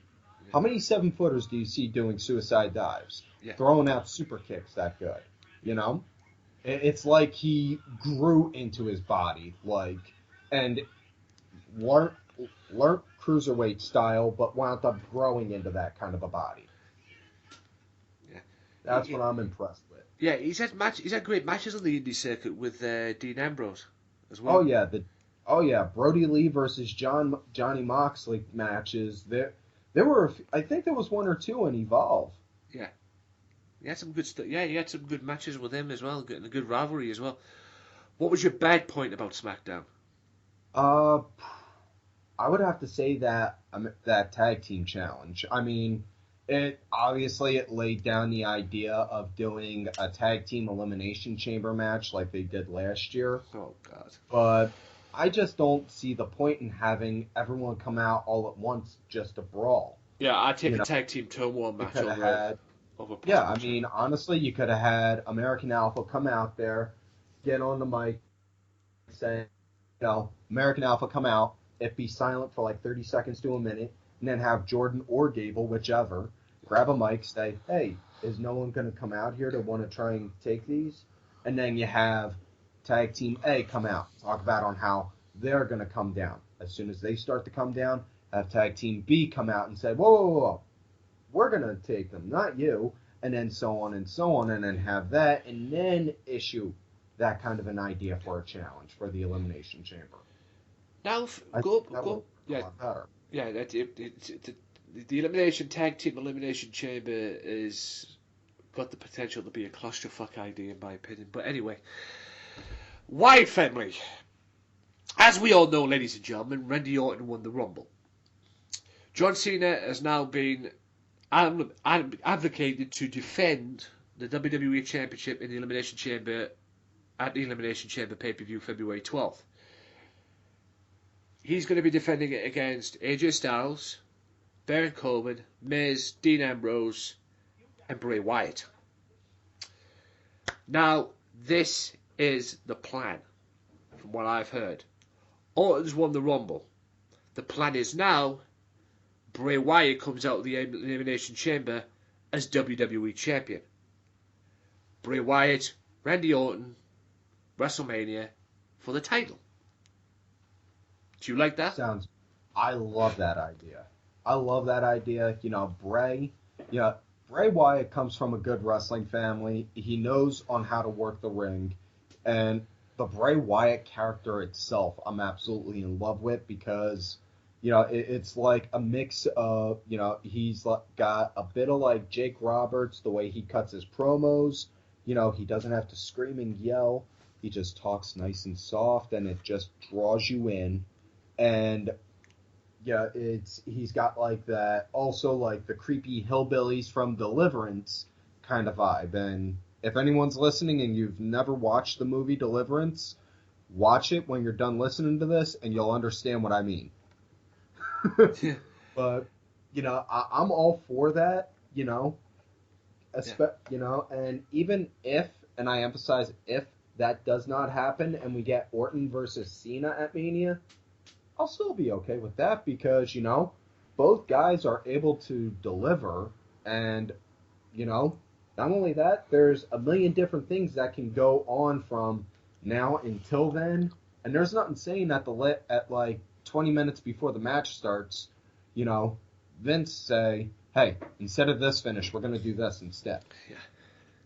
The thing is, though, we talk about Randy Orton, potentially Randy Orton, John Cena at WrestleMania. The thing is, I don't think we all know now that's not going to happen because next week on SmackDown, it's Randy Orton and John Cena one-on-one. Yeah, I know, that's kind of like confusing me because one hand I'm thinking, okay, it's obviously we're not getting that, but on the other hand I'm thinking, well, they did this kind of stuff, they kind of did this stuff before, like 4 or 5 years ago, they would do this kind of idiotic booking. So, could we get something like that? Are they possibly doing something this stupid again or not? I don't know. I'm confused. The only difference is, ladies and gentlemen, it's not for the championship. Yeah. Next week on SmackDown, it's just a one-on-one match. And no doubt, probably, Luke Harper will probably get involved. More than likely, and what I'm also predicting is Luke Harper, Randy Orton at the Elimination Chamber. Yeah, that's definitely going to happen. I don't know how that's going to pan out, but that'll definitely happen. Possibly what I'm hoping for is we get that match, Eric Rowan comes back, sides with Luke Harper, and then they eventually wind up getting them two wind up becoming their own tag team. Because they were a good established tag team before when they broke off from Bray. I think this is all a trap, to be honest with you. I think this is all a trap. I think Randy Orton and Bray Wyatt, like I said, they're going to go into WrestleMania. Eric Rowan is coming back. I think Eric Rowan will probably get involved at some point, probably at the pay-per-view during the match, should they have a match between Orton and Luke Harper at the pay-per-view. And then the tag team will be back together. And then that'll all lead to Bray Wyatt becoming WWE Champion. And then them three, Orton, Wyatt, Harper, and Rowan, all getting back together as one Wyatt family and ganging up on Orton. And then all of that leads into WrestleMania. And then Orton will probably win the title at WrestleMania. Even though I probably don't want him to, but, you know, it's all part of the story. It's all part of the angle. Yeah. And plus, it's already been said as well that Bray Wyatt, at some point this year, I think he's even said it himself, he's going to be WWE Champion in 2017. Yeah, because he's done an interview. He said in a bunch of interviews, he knows he's going to become WWE Champion. It's just not a matter of if, it's a matter of when. Yeah. He just keeps saying, I'm a firm believer. I know I'm going to. Yeah. I'm willing to wait until it's my time. Yeah, well, I think it's going to be his time, but I think this is at the Elimination Chamber, but I think it's all part of storyline. I think in terms of a long title run, I can see Orton winning it and then Bray probably maybe getting it back at a later pay-per-view, maybe a SummerSlam. Yeah. I don't know. It probably will be a SummerSlam, somewhere around about that. Or Money in the Bank, basically. I don't know. Whatever they decide to do it as well. But I know the Bray Wyatt Randy Orton feud, when Orton beats him for the title, should this go ahead, of course, I think this will go on for a couple of more months after that, to be honest. That's just my take on that. But I could see the old Wyatt family reuniting probably at the Elimination Chamber, or maybe after the Elimination Chamber, I don't know, because hoping Bray Wyatt becomes WWE Champion, and like I say, Bray Wyatt, Randy Orton, WWE title, WrestleMania. Have to wait and see though. But I don't know if I'm willing to see a John Cena, Randy Orton match at WrestleMania for the title. But if we do, it is what it is at the end of the day, and I'm pretty sure, because we all know that them two can deliver, Orton and Cena. But would people want to see that? I don't know. I mean, there's already matches being rumoured for WrestleMania involving AJ Styles. I mean, AJ Styles and Shane McMahon's been rumoured for WrestleMania. And we all know there's little bits of seeds here and there that's already been planted for that. Yeah, but it also goes back to the idea of rumors are just that, rumors. We never, I'm a firm believer in the idea of trust nothing, verify everything. Wait until we can get a little more confirmation. Until then, okay, this is the idea of what might happen. Right. What is your final rating of SmackDown? SmackDown's rating, I would give that more of a 4 out of 5 because it felt like there was more explained afterwards for the Fallout Rumble than Raw did. Especially with at the end of the show with Baron Corbin, Miz sitting at the table, and go while they're watching while they're watching Styles and Ambrose wrestle. Yeah. And then it all eventually leads to everyone all going at each other and then Corbin standing tall at the end. Yeah. And, it looks like they're establishing Corbin to be one of the next big guys. Yeah, definitely. I've been one of the people that have been crapping on Corbin for a while, but my big thing is with Corbin, the problem that he has is I don't like the way his promos are because the way he cuts his promos, he basically just speaks in 3 or 4 worded sentences at a time, takes a pause and then does it again. He'll go and talk like this and bob his head back and forth. It just seems like he has he has a speech impediment or something. Definitely. But I'm not a fan of that. Whereas when he's on Talking Smack or if he's doing a behind the scenes camera interview, he talks perfectly normal, just like you or me. Yeah. What the hell's your problem, man? Talk like that. Yeah.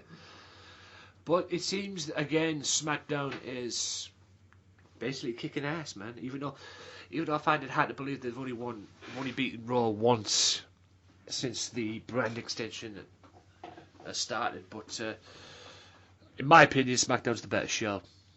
Yeah. But like I said, February 12th is Elimination Chamber. So it'll be interesting to see where all of this goes leading into WrestleMania. Because after Elimination Chamber for SmackDown, the next pay-per-view is Mania. So we'll have to wait and see what happens at the Elimination Chamber. But Elimination Chamber is February 12th. And that about wraps this up, guys. That's about it for this audio, man. And this is where I stay back and step out the way and let Mr. Vicious tell you where you can find him on this wonderful world we call social media. So take it away, Tim. I'm out there on the internet. My Twitter is Tim Vicious. Also got another one, Tim_Vicious. I got put in Twitter jail a lot back in the day. Now I just use it mostly to help plug my show, which you can find on YouTube. My channel is excuse me. The show is, you can find the show #ViciousRants, and you can find my channel itself is Tim23Vicious. And yeah, I got the Facebook gimmick. It's Tim Ash. If you do go and try and send me a friend request, please just make sure you find some way to let me know you're not a bot, because seriously, those things piss me off to no end. Yeah, no doubt. But like I say, guys, be sure, I'll leave all the links in the description for him, and especially on the Vicious Rant as well. If you haven't checked out Vicious Rants, go and check it out. It's a good show. I will catch up on some of the shows as well that he has done and check that out myself. And like I say, find him on YouTube and check him out and enjoy his shows as well. And also, show support to him as well, because he does good shows as well. And yeah, that about wraps this up, guys. So for Tim Vicious, I'm Anthony Walker. Wrestling Matters, and we'll see you next time. Peace out.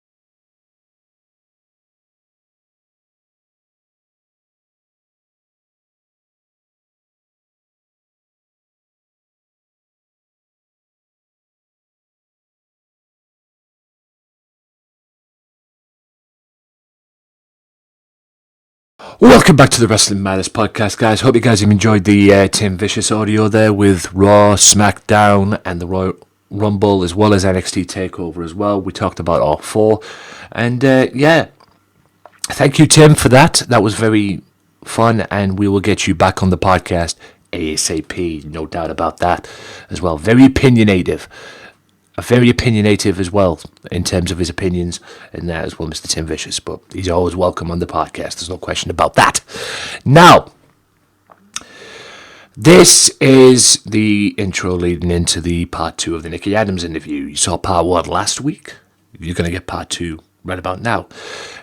More stuff as well. And like I say, guys, in case you didn't see last week as well, go and check it out. But in case you didn't see it, I'll put a little disclaimer here.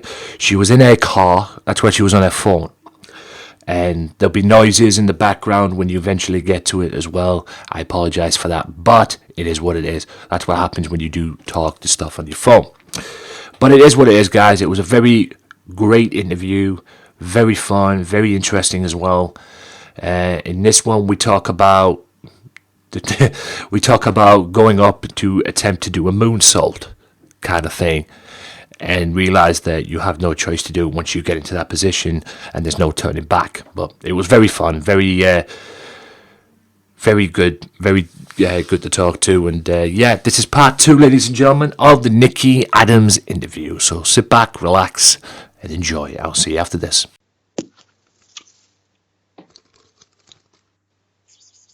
Let's talk about the matches that Michael sent me. I've got a couple. Okay, sure. I've got a couple of matches here that I've just noticed. There was a match that Michael sent me that I've seen, involving you in the ring with Brooke Adams, who was known in TNA. Oh, yes, the tag match, right? Yeah, it was a 6-person tag match. Right. Or 6 women's tag match. I can't say 6 men because there was no men involved, so it was 6 women. 6 women tag match. Remember, we're not going to acknowledge genders, remember? Yeah. Okay. 6 women tag match involving one Brooke Adams, to many people now known as Brooke Tessmacher in TNA. Right. What was it like to be in the ring with her, or be even around her? It was exciting, I've always thought she was, great. I also got to team with Jazz that night, which I thought was exceptionally, exciting. I've always, enjoyed watching her, and she's so talented. And, you'd think of her, you don't think of female wrestler, you just think of she's a good wrestler. Yeah. Nice, and I did enjoy working with her. She's all about working with people and, getting the job done, and I got the ass face, and I thought that was great. We had a nice little match and a good time, and everyone was entertained, so it went very well. So it was a privilege to work with both of them. Yeah, apologies for any audio problems in the background there, that's my bad. But yeah, she's a really big deal now. I mean, she's just got back to TNA. But this new direction that TNA have seemed to have gone, getting rid of the proverbial cancer, as she was known, Dixie Carter, now going down this new direction with a new owner. So, right, that's right. I'm like, oh, who's that? And then I was like, oh, right. Yeah, that's TNA. That's wrestling fans' perspective of her. I mean, I really couldn't care less about it. But at the end of the day, I just want to see TNA go a different and a clean direction, and get there quick as well. Yeah, it was Brooke Adams and Boneshaw. Yes. With Jesse Brooks, I believe it is, versus you and Jazz. Yes. WOW, Warriors of Wrestling. Yes. As well in November, actually, of last year. November of 2 years ago, in fact. In 2015 as well. November 14th, in fact, as well. So... yeah, I mean... wow, that was a long time ago already. Time flies. Yeah, that was a bit of like I say, a big deal. I mean, you're in there with a really big deal involving Brooke Adams there as well. What was it like wrestling Sarah Del Rey?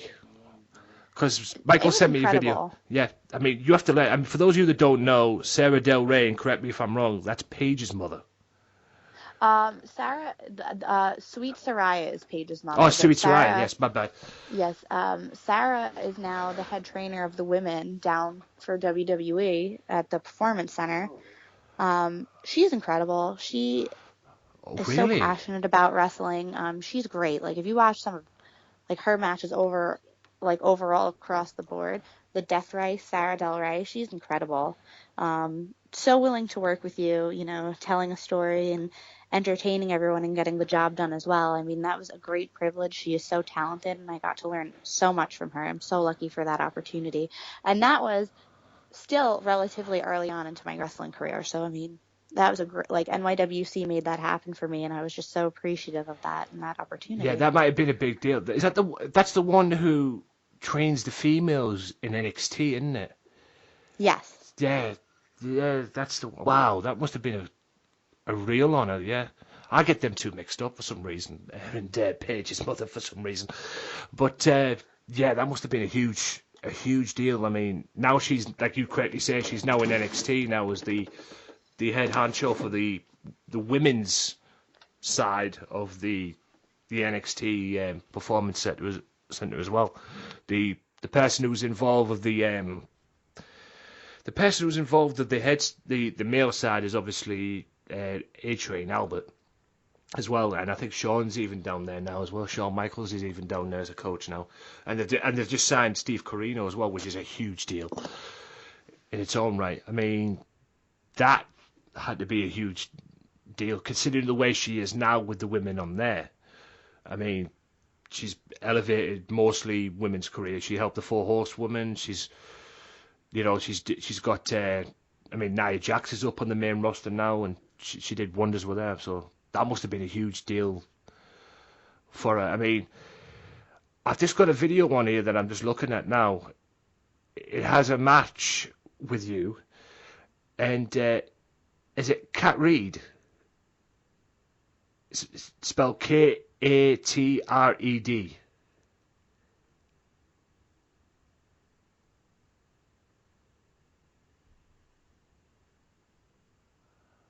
Katred the Clockwork Katred, Angel? that's the one. Yeah, there you go. Yeah, I just see this little promo and it's you coming out as the CWA Women's Champion. Yeah.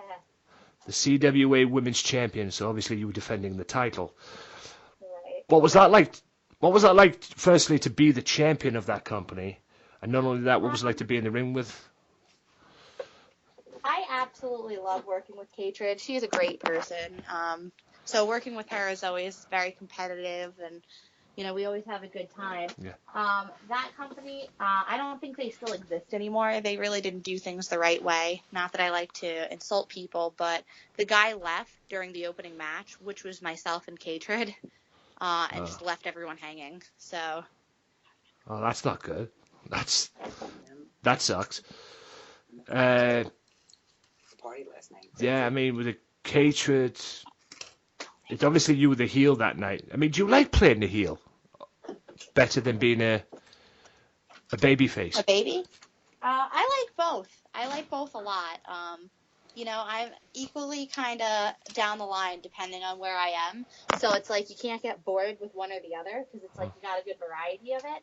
I mean, being a heel is obviously a great time because it's so easy to make people not like you. Being a face, you got to get people to like you, otherwise you're not doing your job correctly. And then hopefully, you'll have the heel backing you, making the people hate them to make it, just kind of get the story across and make everything work out. But I really do enjoy being a baby face as well because, at that time you get to do the other stuff that you don't get to do. It's like kind of just split equally down the center, That way you never get bored. You always have a good variety. You get to wrestle different styles, back and forth. So it's just kind of figure out, what you want to be for the night and, what story you want to tell. Yeah, right. You've trained to be a wrestler. You're a professional wrestler now. I've obviously had my fair shares of bumps and bruises and chops and everything else in between as well. I've got to ask you a couple of questions about the training side of it as well. And I've done this with other people as well. When I trained to be a wrestler, when I was training with the wrestling company that I have up here and everything, In terms of body slams, I learned when I attempt to do a body slam, and I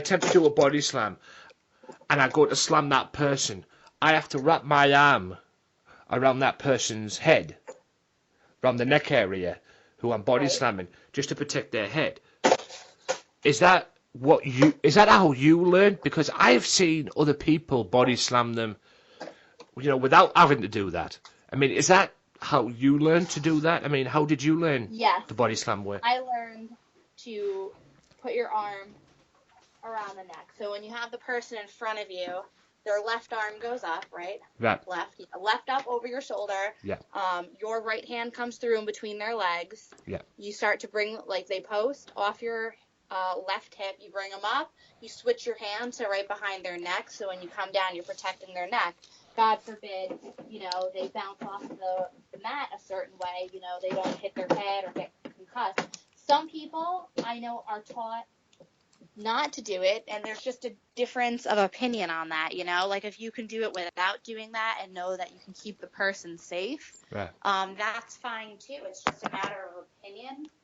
I've been taught both ways. I just know that I feel more comfortable. God forbid, the person has difficulty like turning them, like you're turning them and helping them, but just to make sure they stay safe. Yeah, I had that same thing when I first trained. I mean, picking up. I mean, at the end of the day, I wanted to go in and kick some butt because, to be honest with you, beating somebody up is actually fun when you look around and you see no police officer there next to you or anything like that.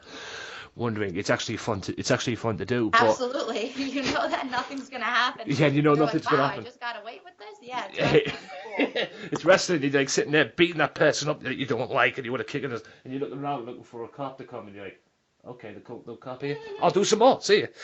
Like that. But I never really, when I first stepped in the ring or anything like that, I never really wanted to hurt anybody, and I was always weary about that. And especially when I'm doing a body slam or anything, I've always tempted to do without putting my arm around the head.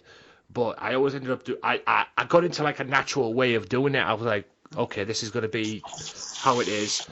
And I was always careless because the last thing I was thinking to myself, I wanted to do that at one point without doing it with put my arm behind the head and everything. And I wanted to do that at one point, but I thought, no, Anthony, do it the smart way, please.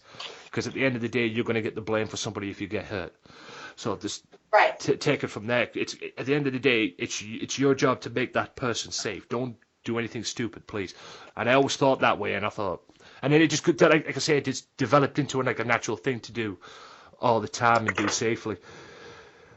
What was the worst thing you've done in terms of training to be a wrestler? I mean, we all did drills when I trained. We did, the 10 bombs, the flips and everything, bouncing off the ropes side to side. We did a lot of stuff as well in terms of like in-ring abilities and everything, and like basically the basics. What was the worst thing that you hated to do when you were training to wrestle that you didn't want to do, but you know you had to? I mean, I can honestly say I've transformed a lot since I started wrestling. Right. Like I was heavier. I mean, currently I think I'm in the best shape I've ever been in, and my wind is strong and that kind of stuff. And I'm still trying to improve that. There's always room for improvement and trying to be the best you can be. Absolutely. At that time, I didn't enjoy the drills, but I didn't enjoy them because they were hard for me. I did them because I knew they were going to make me better and because I had to. I didn't hate them. I just knew that they were hard, because I wasn't in the best of shape and I was trying to get my body to transform to be able to handle that stuff. But I did like them. I can't say like they were just a challenge, but I knew overall, like, when it was going to transfer into the ring, that I wouldn't get so blown up, so tired, that it was going to build up my stamina. So overall, the payoff was there. What I do have to say I hate the most to this day, which is absolutely ridiculous, and I can laugh at myself for it, is hip tosses. Yes, they weren't very good on me either when I took them as well. Like, Especially hip tosses was one of the most challenging things for me, and that's absolutely ridiculous. But getting the timing on the down up, being like depending also on the person, the way they base for you to get you over. A hip toss is a hip toss. It's called that for a reason. You know, you have to put yourself in there and give them the hip so that way the person can post off of it and make the flip. You know, sometimes people just kind of give you the arm and you got to make it over, you know, and basically take your own flip bump. Yeah. So, you know, looking back on some of them, I do look at them and I'm like, wow, that looks like garbage, you know, because I couldn't make it over the way I wanted to. And then I get upset, you know, and there's just some people that have that natural ability, whether the person gives you a hip or not, that makes it look beautiful. And you're like, God, why can't I be like them? Yeah. And like I said, I was the same with that, but that wasn't my thing. But that, you know, my main thing that I hated, the first thing I hated, and you know, yeah, granted, it was like you have to work with that person to get the hip toss. But the thing I hated the most in terms of wrestling, and I learned to appreciate it more because when I used to watch it on TV, you develop a passion for wrestling and you think to yourself, oh, that can't be like that. And that was chops. Taking a chop in the corner and everything, and those were the worst for me. They really were. I mean, learn to step in the ring. I mean, one time I did a battle royal or the Royal Rumble at one point, and one of the trainees who was working there was in the Royal Rumble. He was like an experienced wrestler, and those are the people I wanted to work with because you get to learn more from them than you do the others. Not taking nothing away from the other wrestlers that were there training, that were learning themselves. But if you could pick a bone, or if you could get one of the experienced trainees there, you could pick his bone and, you know, pick his brain and learn new stuff. Well, one of them got me in the Royal Rumble and put me in the corner and grabbed out of me, put me in the corner and just chopped me for the first time. And when you get hit, you usually scream the place down. Well, the screams that I had were stuck in my body because I just fell to the floor, and it was the worst thing ever. And I learned to appreciate chops a lot more out of that. Those were the worst. I used to dish them out still, but those were the worst, man. Those were the absolute worst. I always found another move as well that I found awkward. I don't know if you would agree with this. Was suplexes as well. The regular vertical or variation? The regular vertical, where you just put your arm in and you put the head over the shoulder and you lift them up. Because my promoter, the trainee who used to train me, and when I used to train there, every time I'd go to do like a suplex, it would be a natural thing for me to do.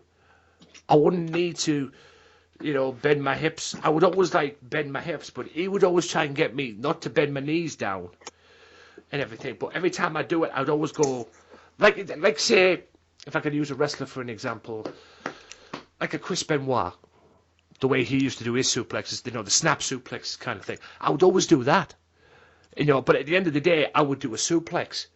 But I'd always find it awkward because I always have him in the background thinking, oh, you shouldn't do that. You should just stand in that position and just let him come to you, and then you lift him up, no problem. But I always bend my knees, and he was telling me not to bend my knees. I mean, besides the hip toss as well, was there any other moves that you found awkward to do besides the hip toss?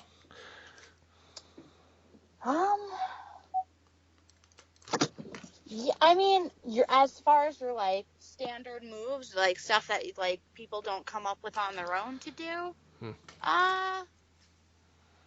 No, usually after a couple of tries, I'd be able to do some stuff, you know. And then what I always found interesting is I would get the more complicated stuff quicker, which I always found remarkably interesting. Like the day I wanted to learn the Northern Lights suplex with the bridge, knowing that I wasn't the most athletic at the time, and I'm like, yeah, right, I'm going to pull off this bridge. And to be shown it and to be able to get it, I was like, oh. But, you know, and then to not be able to do a hip toss or, like, have a hard time doing that.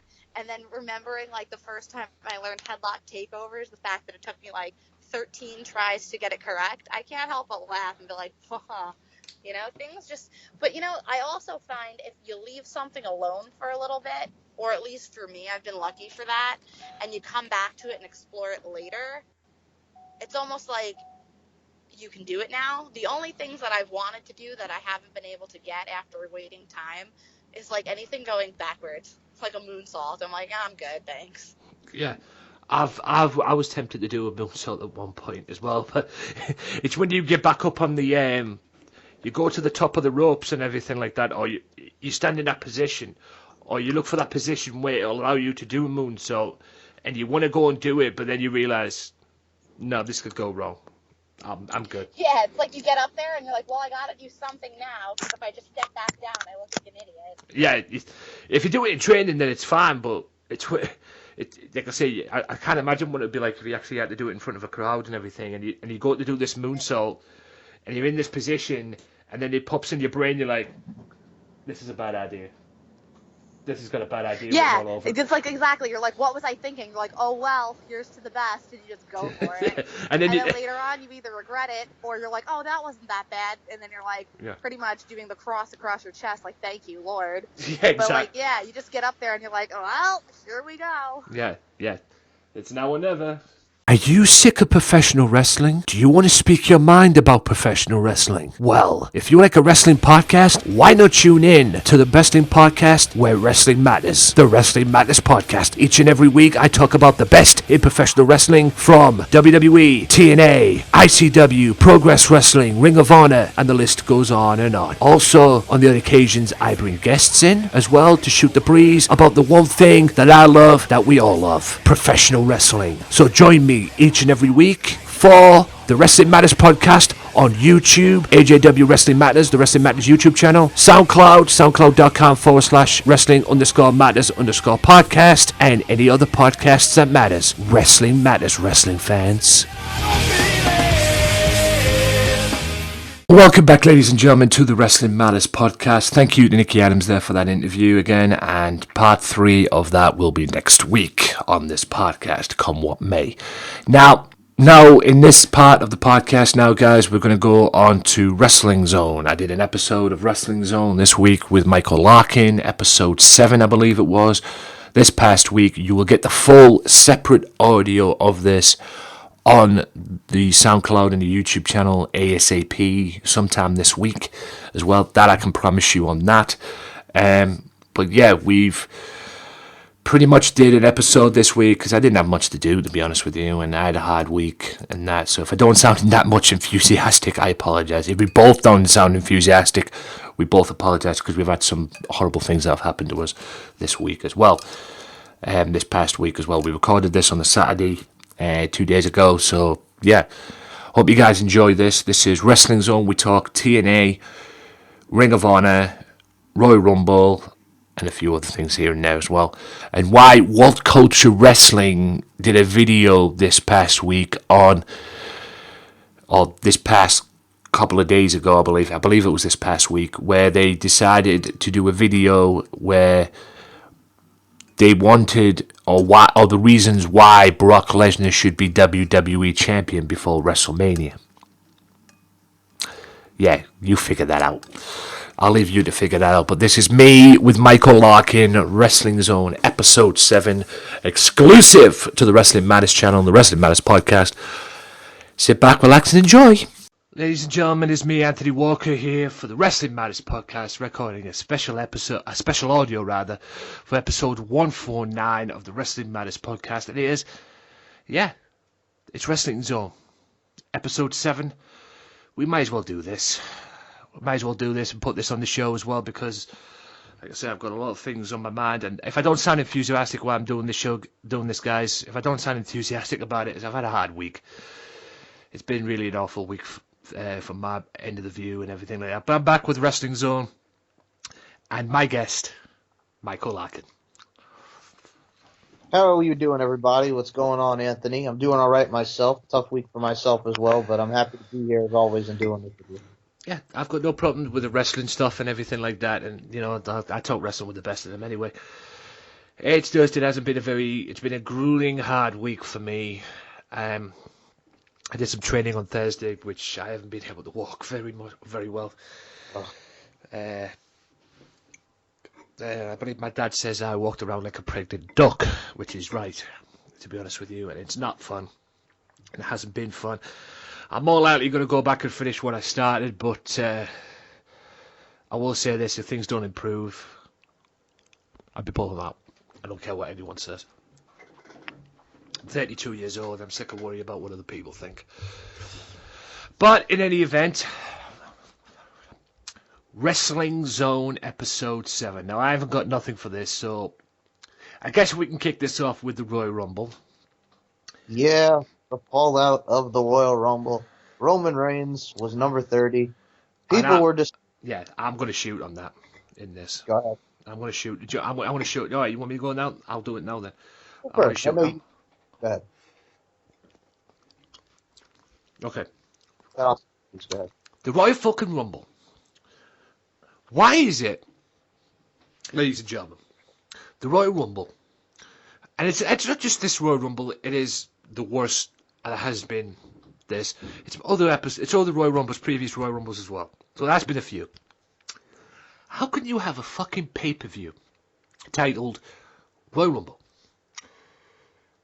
and have full... Let's talk about the main pay-per-view. We'll get to the kickoff show in a second. But let's talk about the main show. You have 4 matches on the main show.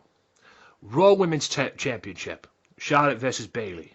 The Universal title with Kevin Owens and Roman Reigns. Neville and Rich Swann. And John Cena and AJ Styles, which in my opinion, despite what other people say, in my opinion, stole the fucking show.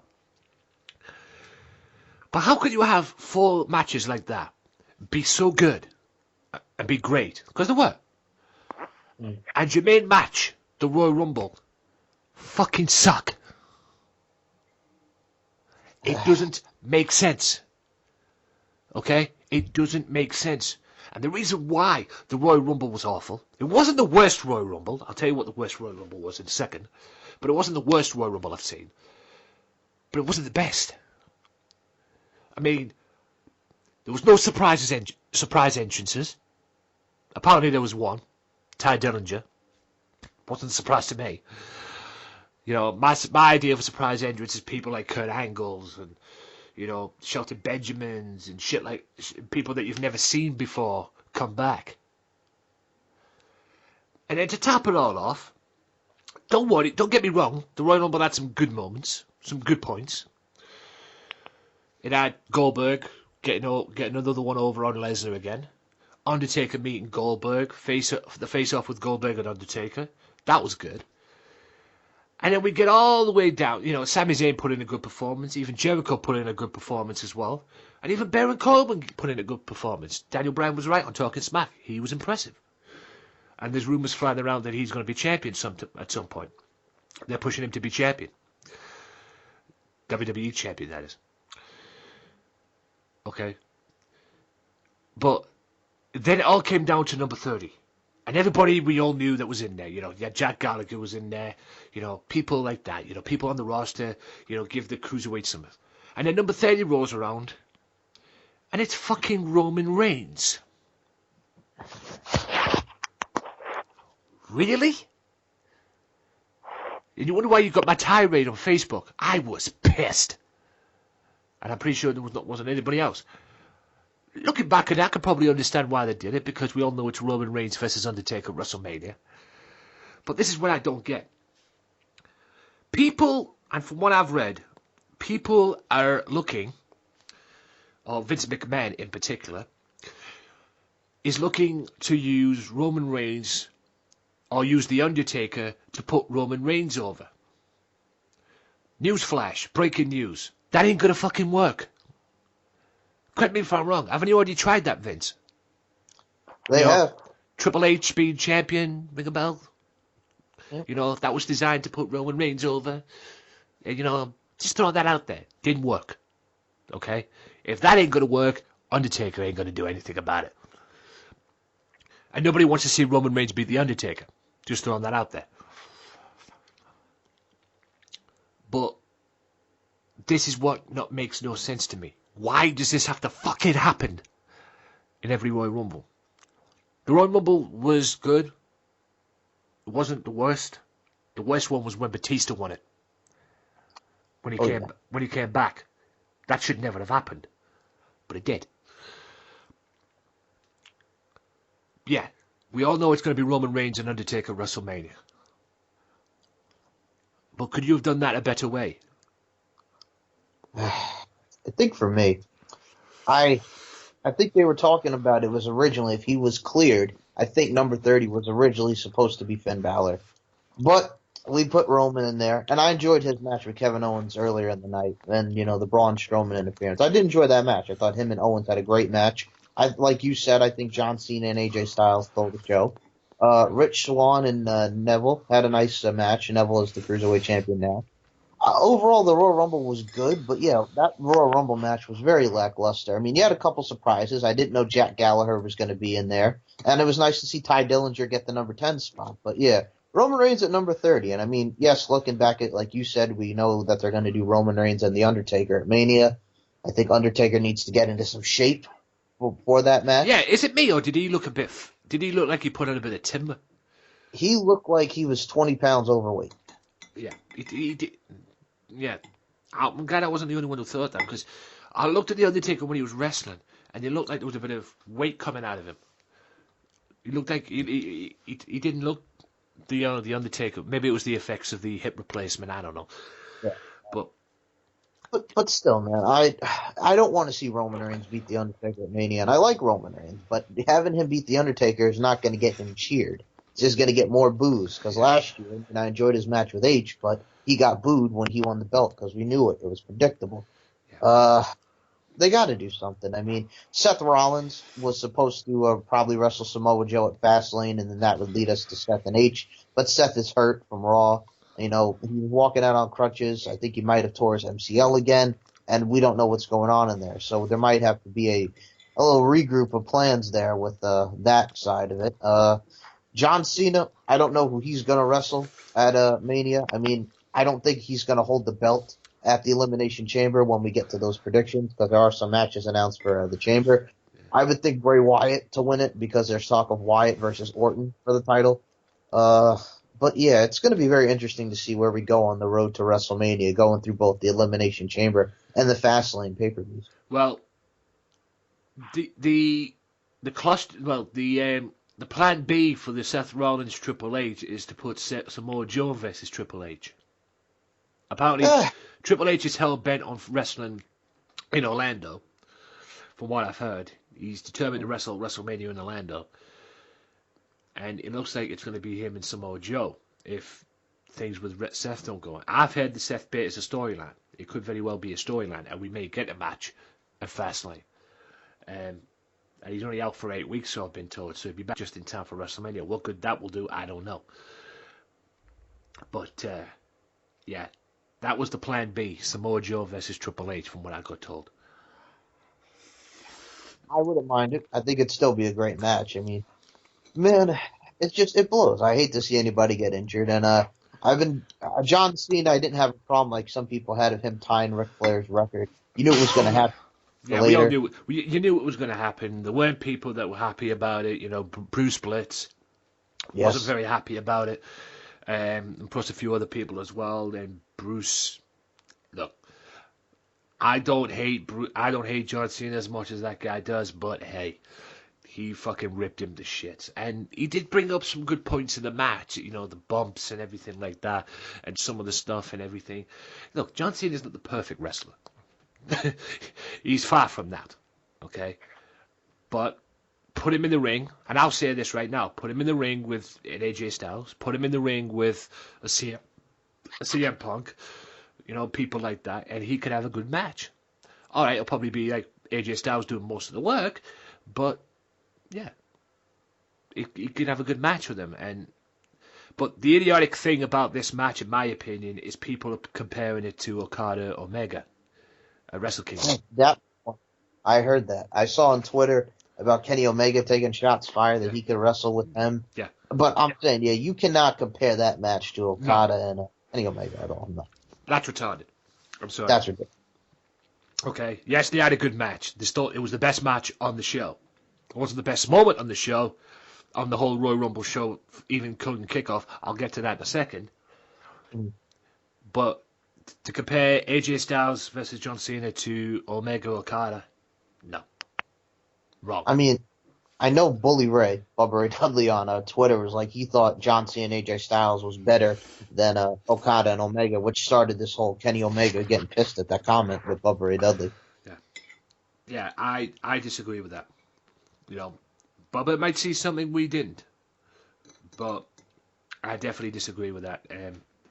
I mean, in my opinion, I don't see any match this year, any promotion, topping Omega or Okada, to be honest with you, because that was fucking incredible. It was. For the 46 minutes that they put in, Yeah. and what John Cena, well, with WWE right now, I think that's their match of the year right now, because Cena and Styles work their asses off. Yeah. Cena and Styles, Royal Rumble, despite what other people think, that's their match of the year so far. Will people top it? Yeah, I would imagine so. Somebody will top it, but we'll wait and see. The best moment of this whole pay-per-view, and this includes the kickoff show, is Gallows and Anderson finally becoming tag team champions. The thing is, too, I picked Cesaro for my predictions because of how badly they were getting buried and how they just were not winning like at all. But finally, they did the right thing, and now we got Gallows and Anderson as the tag champs. Obviously, there's going to be a rematch between the two teams. This ain't over by a long shot, and it was proven that on Raw this past week with the six-person tag match. So obviously, there's going to be something there. Once again, Bayley gets the pin over Charlotte, so that's going into WrestleMania, probably Fastlane, I don't know. But, yeah, finally Gallows and Anderson are tag team champions. How about that Nia Jax squashing Sasha Banks? Yeah, the biggest mistake they did there was having the rematch on Raw. Yeah. I know. It should never have happened. I know you want to try to make like Nia Jax like the big monster that she is, but really, you got to just squash Sasha again. Yeah, once is enough. Yeah, not twice. Not twice. And then you had the 6-woman tag. You know, you had team. I'll call it Team Becky beating Team Alexa Bliss, and now we got Alexa Bliss and Naomi for the championship at the Elimination Chamber paper. Have they put Becky versus Mickie James yet? They have not, which actually it kind of brings me to the Elimination Chamber card. You want to get into some of the matches that we have going on here? Yeah, we can go through that. I'll let you do that. We can do that. Overall, though, in terms going back to the Royal Rumble, the Royal Rumble was good. The matches were good, but the Royal Rumble match itself sucked. Yes, I thought it was very underwhelming. Underwhelming and very poor. Like I say, not the worst Royal Rumble. Yes, it's not when Batista won it in 2014. Hell no. Yeah, that was the worst. Batista had no business winning that Rumble. I was very pissed when that happened. I mean, a lot of people were talking because, Batista Orton, but they did the right thing and justified by having Daniel Bryan win that belt. Yeah. Batista had no business winning that Rumble. At all. But I thought it was going to be another, when Roman Reigns did it, when Roman Reigns won the Rumble in Philadelphia, I believe it was, when The Rock came out. Yeah. It looked like they were heading down that route as well. Except I would imagine they would have done it without The Rock, but thankfully Orton won it. More on that later. But yeah, overall, the matches were good. The women's match, not so much. I'm talking Nia Jax and Sasha Banks. 6-woman tag match. Decent. Just decent. But the best moment of that pay-per-view for me was Luke Gallows and Carl Anderson winning the tag belts. Finally. Indeed. But all in all, it's like I said earlier on, how can you have a Royal Rumble pay-per-view and have your match be the weakest match of the card? Have the match itself be the weakest match of the whole thing? You've got the Royal Rumble, it's called Royal Rumble. The Royal Rumble match should be boom, boom, boom on all cylinders.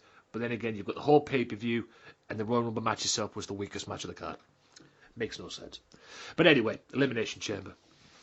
All right, and after this, I do have some TNA and Ring of Honor news, because it actually, towards the end of the week is actually very shocking towards me, because we actually had some news bits come in. But, yeah, we'll start with the Elimination Chamber, Anthony. Some of the matches that they have announced, there's 4 announced. The pay-per-view is next weekend. Yeah. We'll start with the grudge match on the women's side. We got Nikki Bella going one-on-one with her former friend, Natalya. I'm going to say Nikki Bella. Yeah, Nikki gets her revenge. That's not what I'm saying. It'll be fine, too, and I like Natalya as a heel now again, but that they're going towards the direction that Nikki's going to go. Yeah, Nikki wins there. And you talk about John Cena. I guess we'll discuss that after we give our chamber prediction, but Yeah, sure. John Cena will be at WrestleMania, but not in a match that you would probably think. Anyway, next match. But Nikki Bella to win that match. Definitely. Tag Team Turmoil match for the WWE SmackDown Tag Team Championship as American Alpha, Chad Gable and Jason Jordan, defend against the Usos, Jimmy and Jay, The Ascension, Connor and Victor, the Vaudevillains, Aiden English and Simon Gott, Fandango and Tyler Breeze, and Heath Slater and Rhino in the Tag Team Turmoil. I'm going to go with American Alpha. Yeah, I'm going to go with American Alpha. I can tell you what team is not going to win this. Breezango. Probably that, but I was thinking the Ascension. That too. Did you see the sign at the Rumble where it said "Remember the Ascension"? Yeah, pretty much. Yeah. Oh my God. Yeah, can those guys just like nobody cares about them? And also, where the hell has Jack Swagger been? Like, no, what the hell happened to Jack Swagger? I don't know. I really don't know on that one, but yeah, definitely. I think American Alpha are going to retain that one. Because you realize that too, right? Like, we have not seen like Jack Swagger. Like, he gets traded to SmackDown, has that match with Baron Corbin on pay-per-view, and then he's gone. Yeah. Maybe they've got something planned for him. I don't know, but I hope so. I mean, he's hell of a talent. Yeah, maybe they're doing something with him. I don't know, but at the end of the day, I think it was a mistake bringing him to SmackDown, but that's just my opinion on that one. But all in all, American Alpha, I don't think there's a tag team division on SmackDown. Yes, they've got tag teams, I'll get that. But there's no credible tag teams there.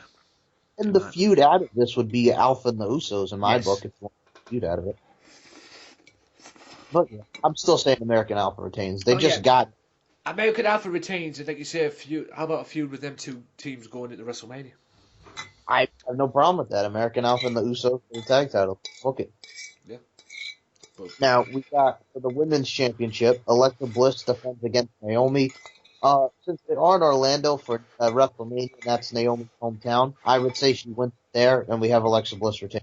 Yeah. Will WWE be mad or be willing enough to put the belt on her to have her go in as champion? But nah. I think it makes more sense to have her win the belt at WrestleMania. Agree. And I think she deserves it. She's worked hard. I mean, she's been with that company since, season 3 of NXT when they did that all women's division. Then she was with Brodus Clay and Danson, and then she did her own thing on her own, and she was a part of Team Bad. I mean, she's come a long way, Naomi. Yeah. And she's been impressive lately, so she deserves the title shot. She's beaten Alexa on 2 occasions. Yeah, I'll save the title change for WrestleMania. Right. Definitely. Now, the only other match that they announced, we have the main event. John Cena defends the WWE Championship in the Elimination Chamber match against AJ Styles, Bray Wyatt, Baron Corbin, The Miz, and Dean Ambrose. If we're going to go Wyatt and Orton at Mania, I'm going to say Bray Wyatt takes the title. Yeah. Bray Wyatt wins. Simple as that. Bray Wyatt, Randy Orton, WrestleMania. And that's where the whole turn begins. And probably Luke Harper will jump back in the fold with Bray Wyatt, and Orton will be the one kicked out of the fold. That's what I see anyway. And probably Eric Rowan will jump back in as well. Yeah, he's due to come back from injury. Yeah, he's due to come back. So yeah, Bray Wyatt wins the match and wins the WWE Championship, and which will make the Cena haters happy and all that, even Bruce Blitz himself. But yeah, Bray Wyatt, Randy Orton, WrestleMania, WWE title. And as much as it'll pain me to say it, no doubt Orton will probably end up winning. Now, John Cena, I think you were saying that there's talk of, he's going to have Mania, but it's not the match that you would think of? Probably, from what I've been told, Michael, or from what I've read, the match that John Cena will probably be having at WrestleMania will be a mixed tag match between Miz, Maurice versus John Cena and Nikki Bella. That's what I've heard. That's what I've heard. Well, it plays off Total Divas. Yeah, obviously it'll probably will. Total Divas gets back involved, or Total Bellas, whatever fuck their shows are on. Yeah, I watched an episode of Total Bellas the other day on the network. The thought of seeing John Cena, Daniel Bryan, and Clown Shoes in the same room scares the shit out of me, quite frankly. And for those of you that don't know, the reason why I've said that is because Clown Shoes is married to the Bellas' mother. Oh, man. That's why the Bella twins have to put up with him as a stepdad. Poor bastards. His name is John Laurinaitis. Yeah. Power. Yeah, yes, the man that CM Punk used to rip. Apparently he's still with the company, he just works behind the scenes now. Thankfully. Now, one idea I did pitch, because you got Dolph Ziggler in this heel role thing. If they don't do the mixed tag, I would like to see maybe a heel Ziggler against Cena at Mania. Yeah. I think they're working something between him and Apollo at the moment. Apollo, yeah. I'm thinking they do Dolph and Apollo at the Chamber, but I mean, was there talk of like a Dolph Ziggler Jerry Lawler thing from that whole super kick to the chest? Yeah, I would imagine so. There'd have been something going on with that. There'd have been something going down with that, man. Oh yeah, let's do a Dolph Ziggler Jerry Lawler match at WrestleMania. I don't think Lawler will be fit enough to have a match with Ziggler at Mania. And JBL falling on his ass trying to help. That was the Lawler. greatest thing I've ever fucking seen. That was the greatest thing. I mentioned this on the previous podcast. That was nothing but funny.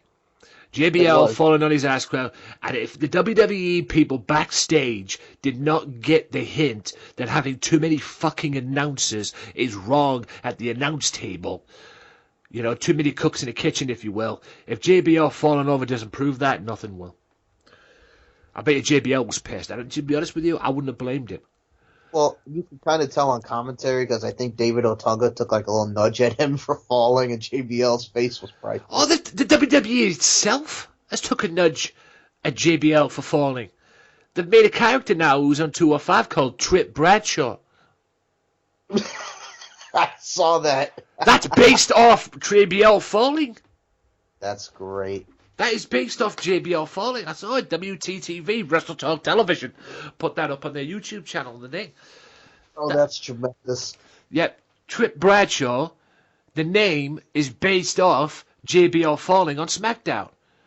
Unless you watch the video on the WWE YouTube channel, you don't see that. Oh, Again, tremendous. WWE and the fucking editing crap. They're so hell-bent on fucking getting Roman Reigns over as a babyface. Oh, we'll edit the booze out, you know. Fuck off. I heard. And then didn't they like change the? They edited like the ending of the show when Jericho won the U.S. title, and that guy was like so happy. Yeah. The guy was so happy, but it got into the point where they stuck him where he was like holding his head up in shame because of Roman Reigns losing and everything. Stop. Jesus Christ. Stop with that bullshit, please, WWE. What the fuck? God almighty. Are you trying to insult your fans or something? Or trying to make your fans look like retards? Jesus.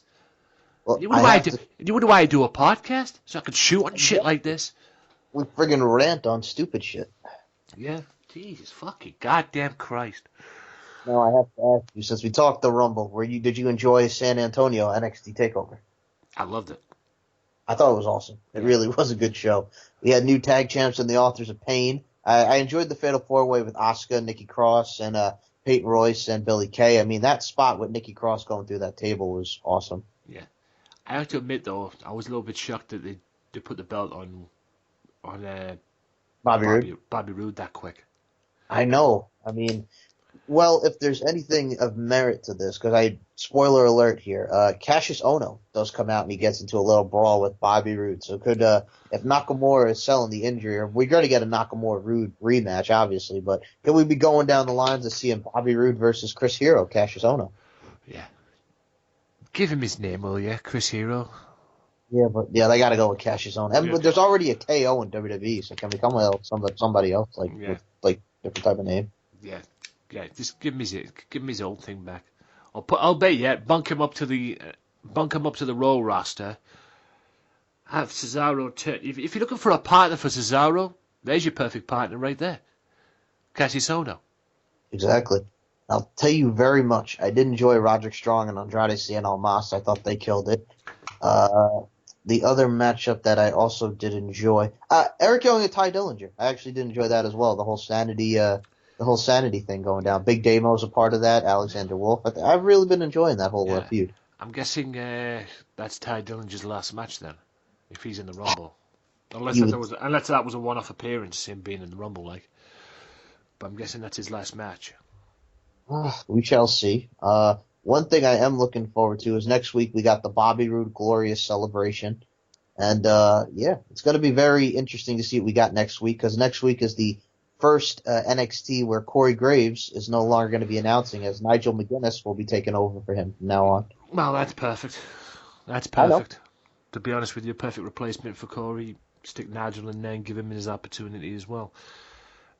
Question is, will it work? We don't know. We'll have to wait and see. Because, like I say, Nigel's probably had this situation in Ring of Honor as well. I like Corey Graves, but he can be a pain in the ass. He could be the Raw version of JBL. Yeah, that's my downfall with him. There's times where he gets to the point where he gets to the point where he's the Raw version of JBL. It's not good, Corey. Not good for you, brother. Okay. Not a good look. I mean, 1 minute he's supposed to be a heel on Raw, I guess. But he's a heel on Raw, and he's a babyface on 205. Because I'm guessing Austin Aries takes the piss out of him on 205, so I'm guessing he's going to be the heel.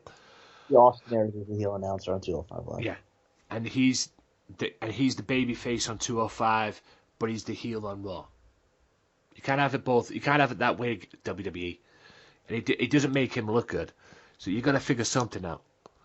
And quick. And apparently there's rumours flying around that Michael Cole could be leaving the Raw announced team. From what I'm hearing. He could be moving backstage and letting somebody else take the role. And I don't know who'd fucking take the role, to be honest with you. Be interesting. It really would. Yeah, I mean, we also saw, you talk about 205 Live there. I mean, Rich Swann hurt his ankle. Looks like for feud-wise on 205 Live, we got TJ Perkins and Tony Nese are going to have a feud. Looks like we're going to see a Brian Kendrick, Akira Tozawa, Tajiri type feud there. We're going to get, since he's out right now, I'm looking like we're going towards Neville and Jack Gallagher maybe in a feud, which I'm looking forward to. The thing is with 205, I think Nese just needs to bite the bullet and take them off Raw and stick them on 205 for the time being until they know what they can do, until they can get themselves over, because there's talk of Vince taking them off Raw unless the ratings improve on Raw in terms of the cruiserweights. I mean, I think you should just bite the bullet and take them off. I agree. I mean, I like the 205 Live thing, but yeah, I think it really sucks for them that they have to come on right after SmackDown because, it's right where everybody's leaving. Yeah. I think that time slot sucks. Yeah. I don't know. I can't understand why they just don't put them at the beginning of the shows. Well, that's what we say. Or if you want to have 205 Live be their own show, do it right before SmackDown at like 7 on the network. Yeah. Yeah. Right after SmackDown doesn't work. Because everybody's coming to see SmackDown, 2 hours of Raw, 2 hours of it and everything, and then they go home. Yeah, too much. I'd be the same. I wouldn't. I'd want to get my kids home and go to bed. Exactly. Now, Anthony, we did have some departures this week. For TNA, we got Serge Salinas is out. Yes, that's Dixie's husband to you and I, ladies and gentlemen. Which I would have kept, like I said to you before we came on, I would have kept him in because that dude's a talented singer. He is. And I enjoyed what he did on the music side end of TNA. Yeah. Jeff Jarrett's moving in as an executive producer, looks to be. Dutch Mantell is moving into creative with Madison Rayne, who was on commentary still during the women's matches. Which, can we please take her off commentary? No. I don't necessarily say that. Take her off. The only person you should be taking off commentary is Josh fucking Matthews. Well, yeah, him too. Take him off. You're right. You know what? I'll give you that. I'd rather hear her than Josh. Yes. Any day. Josh Matthews, the only reason you got that fucking job in the first place because you sucked in WWE. How the fuck you replaced Mike Tenay? I'd take Mike Tenay over you any day of the week, pal.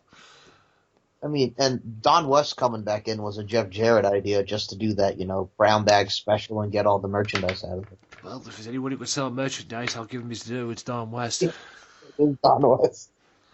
I mean, I don't like him. I don't like him as an announcer. I don't like him. But he can sell merch. But he can sell merch. I'll give him that. I'd rather have Mike Tenay back in a way. If you want to bring back Smoltz, bring Mike Tenay back to replace Josh friggin' Matthews. I mean, I'd rather listen to Tenay than Matthews. Yeah. I think the whole commentary side of TNA went downhill when Tenay and Taz were on the verge of leaving. I mean, Don West, right, they moved Don West out and brought in Taz. That was okay. I never liked West as a heel anyway. I never liked West full stop, quite to be honest with you. No. But then it just went downhill from there, basically, because Hogan took over, Hogan and Bischoff took over, and then they brought in a third announcer in, which was the guy who did Celebrity Championship Wrestling for Hogan. Yeah, Ty Kennelly. Yeah, Hogan's bitch, as I call him. And he had no business being there. And like I said, the only reason he was there because he was Hogan's friend. If Hogan hadn't been running the company at the time, there was no way he'd have been on that fucking announce team. No way. And having him as lead announcer? Yeah. What the fuck? I'd rather You've got him in the middle. Yeah, you've got him in the middle. You've got Tenay on his left. You've got Taz on the right. I never understood that. That was bullshit. Whose dick did he suck to get that lead role? I'd rather take him, though, than friggin' looking at Bubba the Love Sponge and his fat ass doing interviews backstage. Yeah. Friggin' getting Jeremy Borash out of there so we could see his fat ass. Yeah. The best thing about that was when Foley punched him in the face. I love that moment so much. I think everybody was rooting for that, and he even got into a confrontation with what they call it as well, Karma. Awesome Karma. Yeah, Awesome Karma kicked the shit out of him backstage. Yeah, and Foley beat the piss out of him too.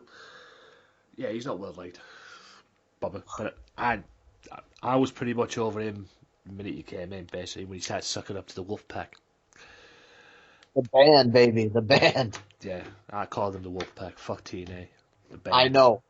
That's what I'm saying. How can you not call them the Wolfpack? I mean, I can't call them the You band. want their fucking theme song, the instrumental version of it? Had the dun dun dun dun. Yeah, I mean, come on. Did you want to call them the band? Yeah, the instrumental version. But we'll still call them the band. It's okay. Just shut up. You have their instrumental. How the fuck did you get hold of that for? I don't know, because I'm sure that was WWE, unless Hogan had something to do with that. But you had the instrumental version of the Wolfpack theme song, and then that, And when you had Abyss with them, and Abyss was like hanging and palling around Hulk, Abyss came out briefly to like the instrumental version of American Made, which Hulk Hogan came out to in WCW. I think that was actually the full song. Okay, yeah, there you go. But just a little mixed in with Abyss's theme song. It was like straight into the Hogan song, and I knew, and then that was no brainer because Hogan probably bought that song. Hogan probably has all his theme songs in his closet somewhere, which would surprise me. The latest we got with TNA is Bobby Lashley is your TNA champion again. He retained on open fight night against Jeff Hardy. Yeah. Another match with him and Eddie Edwards, which leads to the ending of the Wolves. Yes, because Davey Richard comes back and turns heel. Yep. And Bobby Lashley will be losing that title somehow to Josh Barnett, who is Jim Ross's color commentator pal there on New Japan Pro Wrestling, MMA guy, wrestler. And I'm like, okay. Sure. Oh, whatever. For fuck's sake. But then it leads to like somehow Lashley retaining. I don't know, but I'm just like, I don't get it. But whatever. If you really want to bring in Josh Barnett, be my guest. Kill me. I mean, that. And then you got Laurel Van Ness and Braxton Sutter are supposed to be getting married coming soon on Impact. You mean to tell me? Right? You mean to tell me? Right? Let me get this straight. It was talked about that Bobby Roode was going to, be Bobby Lashley rather was going to have Josh Barnett as his first match. You know, the first feud for him, winning the championship. You know, it was going to be Josh Barnett. That was what was told. That's what I got from Wrestle Talk Television. Right? But now you're going to tell me that you're going to put the belt on. You're going to put the belt on Josh Barnett. You're going to have him beat Bobby Lashley to be the TNA champion. And if anybody's listening to this, at Tony_Walker on Twitter or at WM Podcast on Twitter, could somebody come and explain to me what fucking sense that makes, please? I don't get it. I don't get it either. Okay? That is basically going to be his first match. I mean, has this guy had matches in TNA yet? Leading into this feud? No. So basically, Bobby Lashley or Josh Barnett is going to be Bobby Lashley's first match. Or Bobby Lashley's going to be Josh Barnett's first match. And he's going to win the world title. I think that's what they were talking about, because all I know is they're going to do like a thing where the open challenge and he's going to face Bobby Lashley for the title. Now, I saw like he wins, but somehow Lashley retains. I don't know. There's some like shadiness down there. Yeah. But yeah, Josh Barnett just comes in to wrestle Bobby Lashley for the title in an open challenge. Makes no sense. I'm sorry. Well, it makes no one iota of sense to me. No. Aaron Rex is now Liberace with Rockstar Spud looking like Mr. McFeely and his old chauffeur there. Apparently, I was told that was Aaron Rex's idea to do that. It was. He tried to get that pitched in WWE, but they said no. He's like a cross between Liberace and Gorgeous George, and now apparently he's feuding with Robbie E. I hope it works out for him, but I preferred him as Aaron Rex, basically, just this wrestler. You know, I get him that, but I don't know if this is going to work, to be honest. We'll have to wait and see, I guess, but... They ran these day in the lives with him where he was getting makeup done on him and, talking sort of like Liberace, but I'm just like, almighty. No. I don't know. It makes no sense. The X Division is... DJZ is no longer the champion. We got Trevor Lee's now the champion of the X Division, or what's left of the X Division. Yeah. Bring in some new guys. Yeah, you need to bring in more talent on that one. Half your talent's left for WWE to do the United Kingdom thing. And it seems that Mandrews was on NXT the other week. Yeah, I heard about that. I know Wolfgang did something for them. Tyler Bate was just on NXT recently. He just beat Oni Larkin. I mean, those guys are killing it. Anything else with TNA besides the Laurel Van Ness Braxton Sutter thing, where I think Allie's going to get involved with Braxton Sutter, who's her real life husband. Oh God. Oh, Rosemary's trying to get Brandy Rhodes in the Decay. So that's why she's been stalking her then. Yeah, she's trying to get Brandy Rhodes to join the Decay. And I thought it was for a feud. I think that's where they're going with it, but we'll see. Who knows? That makes no sense. Brandy Rose in Decay. I know, it doesn't make any sense at all. But Cody Rhodes will be back soon to face Moose, so there you go. And a heel turn coming for Cody as well. Yeah. The DCC laid out EC3 after his main event match with Eli Drake this week. They beat the Decay in a Falls Count Anywhere match. So, yeah, the DCC are taking out more people. Yes. Bram, James Storm, and Eddie Kingston. Oh, it is known as Kingston. Fuck off. Stop it, please. It's Eddie Kingston. We all know that. Tommy Dreamer's protege, I believe. Yeah, I like this group, to be honest. I do. I've got no issues with the group. I've enjoyed their work so far. Depends how dominant they can be at this point. But, yeah, so far so good for them three at the moment. I mean, they're taking people out. They're not joining up with heels. They're taking everybody out. I mean, everybody thought, oh yeah, they come down, they beat up EC3 and everything, and everybody thought, oh, they're associated now with Eli Drake and Tyrus and everything like that. Oh. I mean, I'm sorry, but is it me or is Eli Drake becoming a EC3 wannabe?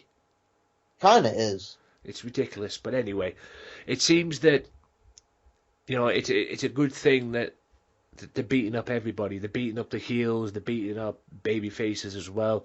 That's good for them because it shows that they're not interested in siding with people just to get themselves over. They want to get themselves over as a group, and be dominant in their own path. Not siding, with the heels, because, it's a heels and baby face thing, let's beat up the baby faces and get on good terms with the heels. No, let's fuck the baby faces up. Let's fuck the heels up too. So, yeah, I'm happy with that in terms of their perspective, at least. And on the knockout side, Brooke Tessmacher, as you know, is back. She just had her match with Sienna on Impact. She lost. Rosemary, as you know, is still champion. I look forward to see what feuds we get out of this. I mean, I like Brooke. It's good to see her back. She's a great talent. Sienna's all right. Laurel Van Ness is fine. But yeah, let's see what they do with the knockouts division going forward. One word for it: needs to improve. Just like the X division. Those are the two downfalls of TNA, in my opinion. And the Hardys are trying to go for every tag title in time and space. They've already captured the TNA, MCW, and Omega Tag Team Championships. And on Ring of Honor's Supercard of Honor, they're going after the Bucks of Youth. A.K.A. the Young Bucks to you and I. Yeah. Yeah. The Bucks of Youth, which is the Young Bucks, and is it for the Ring of Honor World Tag Team Champions? I believe it is. So I'm guessing they'll be bringing the Ring of Honor Tag Team belts to TNA. It's interesting. Yeah. I don't know what deal they've got going with.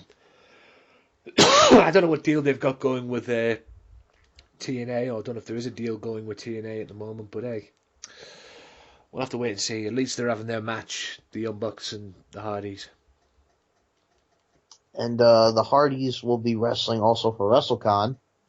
Phoenix and Pentagon Jr. of Lucha Underground. Yeah, I believe they're going to be on WCPW, Pentagon, as well. The upcoming pay-per-view they've got coming up, True Destiny. I found that out the other day while I was watching WCPW. Looks like Pentagon Jr. Pentagon Jr. is joining WCPW to wrestle there for a bit. Nice. As well, and I believe he's wrestling whoever that was. I don't know who else he's wrestling, but he's on the card. I believe it's Pentagon Jr. from Lucha Underground. It's headlined mainly, and the show's been built around El Patron and Kurt Angle, Del Rio to you and I, as well. Joe Henry gets one more shot at Drew Galloway for the WCPW Championship. And despite what Dave Bradshaw says, it's the WCPW title, not the WCPW World Championship yet. But it'll probably be the World Championship at some point. As well, Tag Team Invitational as well, WCPW Tag Team Invitational, Open Challenge as well, Slater and Moss put the belts on the line against whoever shows up, basically. Or whoever shows up, could be more than one team.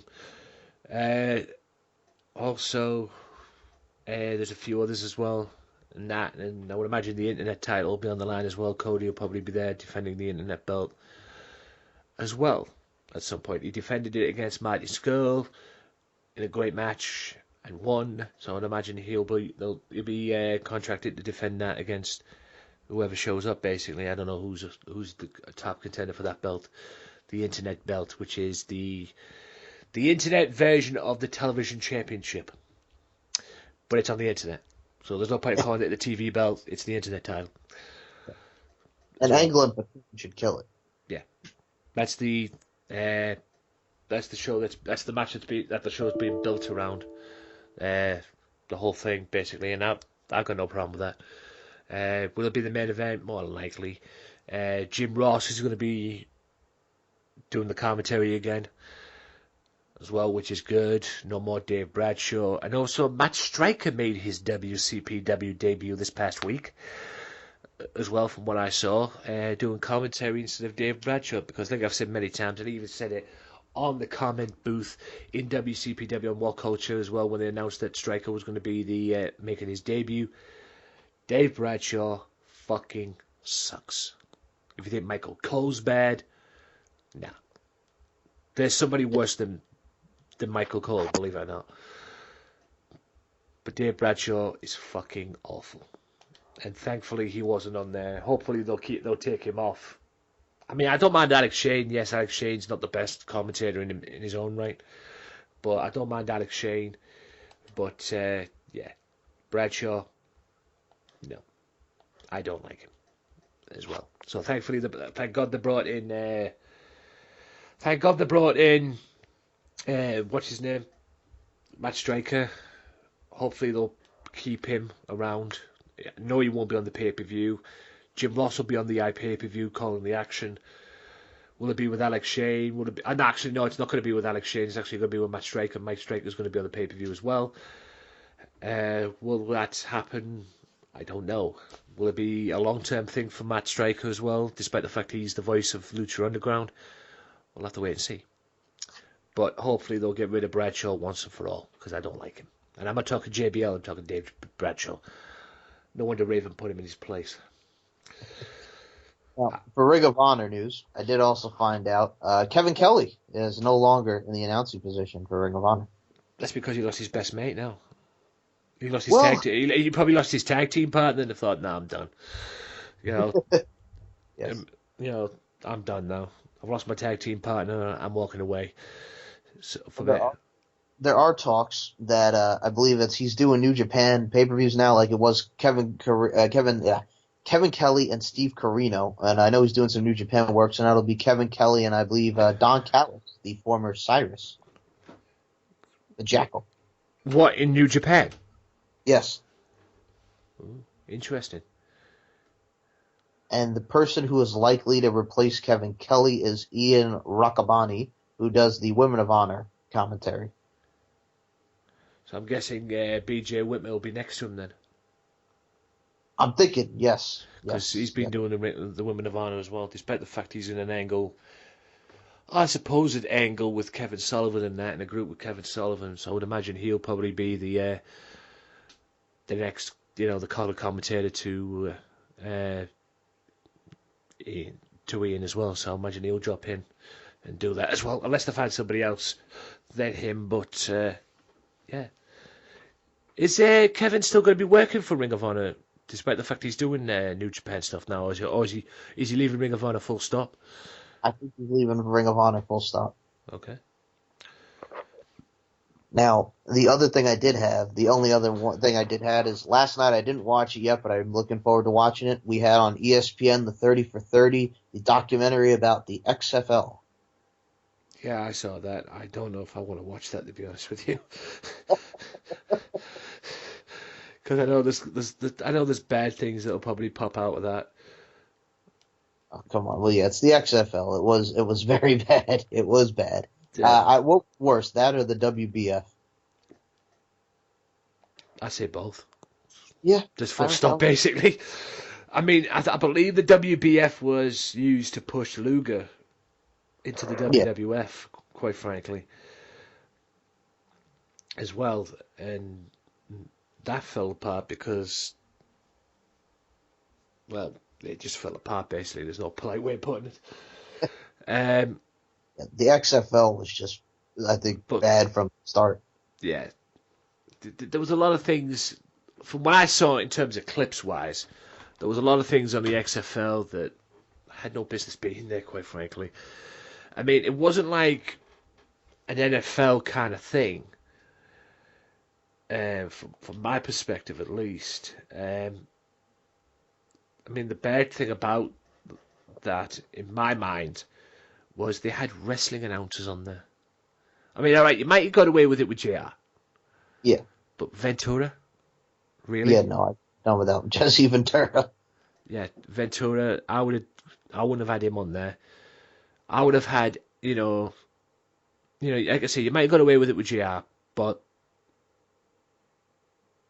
I would have had, I would have went out and hired proper, or at least try to find some NFL announcers, or at least American football announcers, then bringing in just wrestling announcers. I mean, Jerry Lawler was on there at one point with JR as well. I mean, I think Lawler knows his. I'm not going to diss Lawler too much because I think he knows his football. He's a football fan himself, I believe.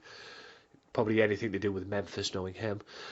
But yeah, I would have went out and find some football, American football analysts or pundits or people who know the damn sport, basically. And I think they would have worked in that from that perspective. But having just wrestling fans on there or wrestling announcers on there, because let's face it, if like I say, you could have got away with it with JR, but you had Ventura, you had Lawler. Like I say, you might have got away with it with Lawler as well, but Ventura, Lawler, and people like that. People won't look at that as a product, as an American football product. They would have probably looked at more as wrestling. Yeah, I think their first game, the first game, they had The Rock, cutting a promo on it. Yeah. Keep the wrestling stuff away from it and build a respectable football brand. If you want to bring in the wrestlers, bring in the wrestlers, hype it up a little bit, get the fame going and, beef it up a little bit, try and get it off the ground, but keep them away from that kind of environment. And like I say, you might got away with it with JR, you might got away with it with Lawler as well, because, like I say, anything to do with Memphis he probably supports, whether it's baseball, football, or whatever. But, yeah, it just didn't work. It did not. It just completely fell apart in that respect. And that was its downfall, in my opinion. We only had one person from the XFL come to WWE and become a wrestler. That was the one and only Atlas the Bone in developmental, but you may remember him as Ricky Ortiz on the new ECW with the rally towel. Yeah, it didn't work. The whole thing just didn't work. And we all know what happened with the ECW brand. Yes. That didn't work, full stop. Well, you know who Ricky Ortiz is married to now, right? No. Layla. Oh. What, WWE Layla? WWE Layla, yeah. Wow, never knew that. Wow. You lucky man, Ricky Ortiz. Yeah, lucky. Yeah. Now, I have a couple things. I do have some history tidbits. TNA Against All Odds 2005 will be coming towards the history this week, which was main evented by Kevin Nash and Jeff Jarrett for the NWA World Heavyweight Championship, and which saw the debuts of Sean Waltman and the Outlaw, he was known as at the time, Billy Gunn, or Kip James. Yeah. Bloody hell, last time I saw Kip James, he was on Wrestle Kingdom. I know. Apparently he's been wrestling in Japan lately. He looks good for his age. Yeah, since his dumb steroid shit that he got into in WWE, which... we talked. Fucking retarded. The whole thing was just fucking retarded. Oh yeah, I'll do bodybuilding, me, I'm going to do some bodybuilding and that in WWE, and I'm going to take some steroids as well. Hello, what about the drugs test? If they find that on you, you're going to get fired. Oh, duh. I'll take a play out of Eli Drake's book. Dummy, yeah. Yeah, definitely dummy. Also on the show from Against All Odds 05, AJ Styles and Christopher Daniels in that great 30-minute Iron Man match for the X Division title. Is that when Dusty came out and got them to continue? Yes. Because it went to a draw, and then Daniels basically called out Dusty, and he forced him to continue, and then AJ ended up winning. And then it was, I believe it was Jarrett and Nash for the championship, if I remember correctly. Yep, Jarrett and Nash. For the NWA title. Yep. We also had Abyss and Jeff Hardy in a Full Metal Mayhem match to determine the number one contender to the title. Part one of why I think Jeff Hardy is one crazy son of a bitch. Exactly. With the fucking jump off the stage that he did, the Tron. Not as death-defying as the one he did at Bound for Glory, but that was part one. He just basically on that one, he just went up the top rope. He went up on the top of the stage and he did like a roll off and just landed right into the. Yes. It just landed right through Abyss through the table. It was ugly. It was really ugly. It was ugly, but it wasn't as death-defying as the one at Bound for Glory. Check out Bound for Glory 2005. Yeah. If you want to see why I call Jeff Hardy the crazy son of a bitch in professional wrestling, watch that. Here are the pre-show matches from that show. It was Phi Delta Slam, Bruno Sassy and Big Telly defeating Lex Lovett and Buck Quartermain. The Harris brothers, Don and Ron Harris, beating Mikey Batts, who is Billy Kidman's cousin, and Jarrell Clark. The opening was Elix Skipper beating Petey Williams, which I remember was a good match. Oh, God, here's another one. B.G. James and Jeff Hammond, the NASCAR analysis and announcer. Not Hermie Sadler, the other guy, with 3 Live Crew defeating Michael Shane and Kazarian. Yeah, because them two had a beef with the announcer, and yeah, I remember that, if you can call it storyline, very well. I definitely remember that. That was horrible.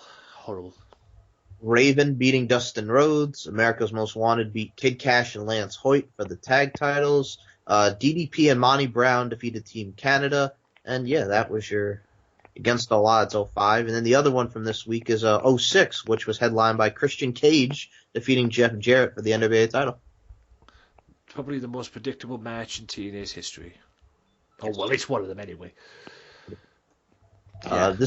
This pay-per-view had Ron Killings beating A1 of Team Canada, Lance Hoyt, Cassidy Riley, and Shark Boy beating Shannon Moore and the Diamonds in the Rough. The Naturals beating Austin Aries and Roderick Strong. Jay Lethal beating Matt Bentley, Alex Shelley, and Petey Williams in a 4-way. The James Gang beating the Latin American Exchange. America's Most Wanted beating Chris Sabin and Sanjay Dutt. Rhino beating Abyss in a Falls Count Anywhere match, which I think that was the gore. He gored him off the stage. Oh, yes, yeah. Samoa Joe against AJ Styles and Christopher Daniels for the X Division title. Not the Unbreakable one, but this one was very good too. For the X Division title, not the Unbreakable one.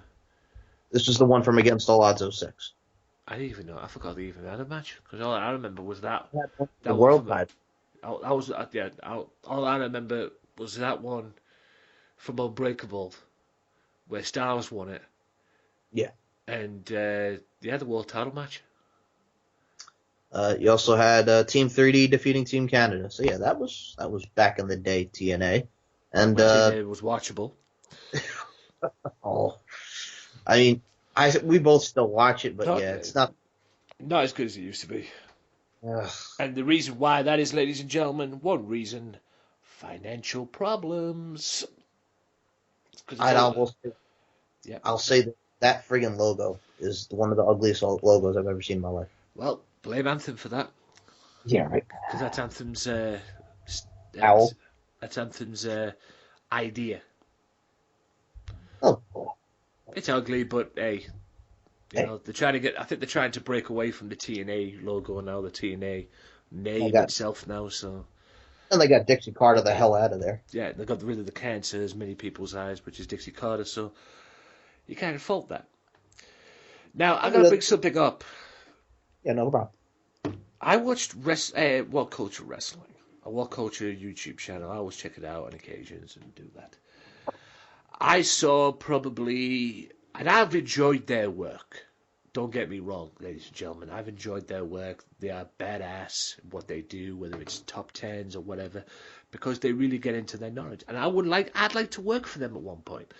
You know, there's been opportunities there, but you know, I've never really understood the process of doing it. I'd like to work for them, but they're based in Newcastle. I live in Middlesbrough.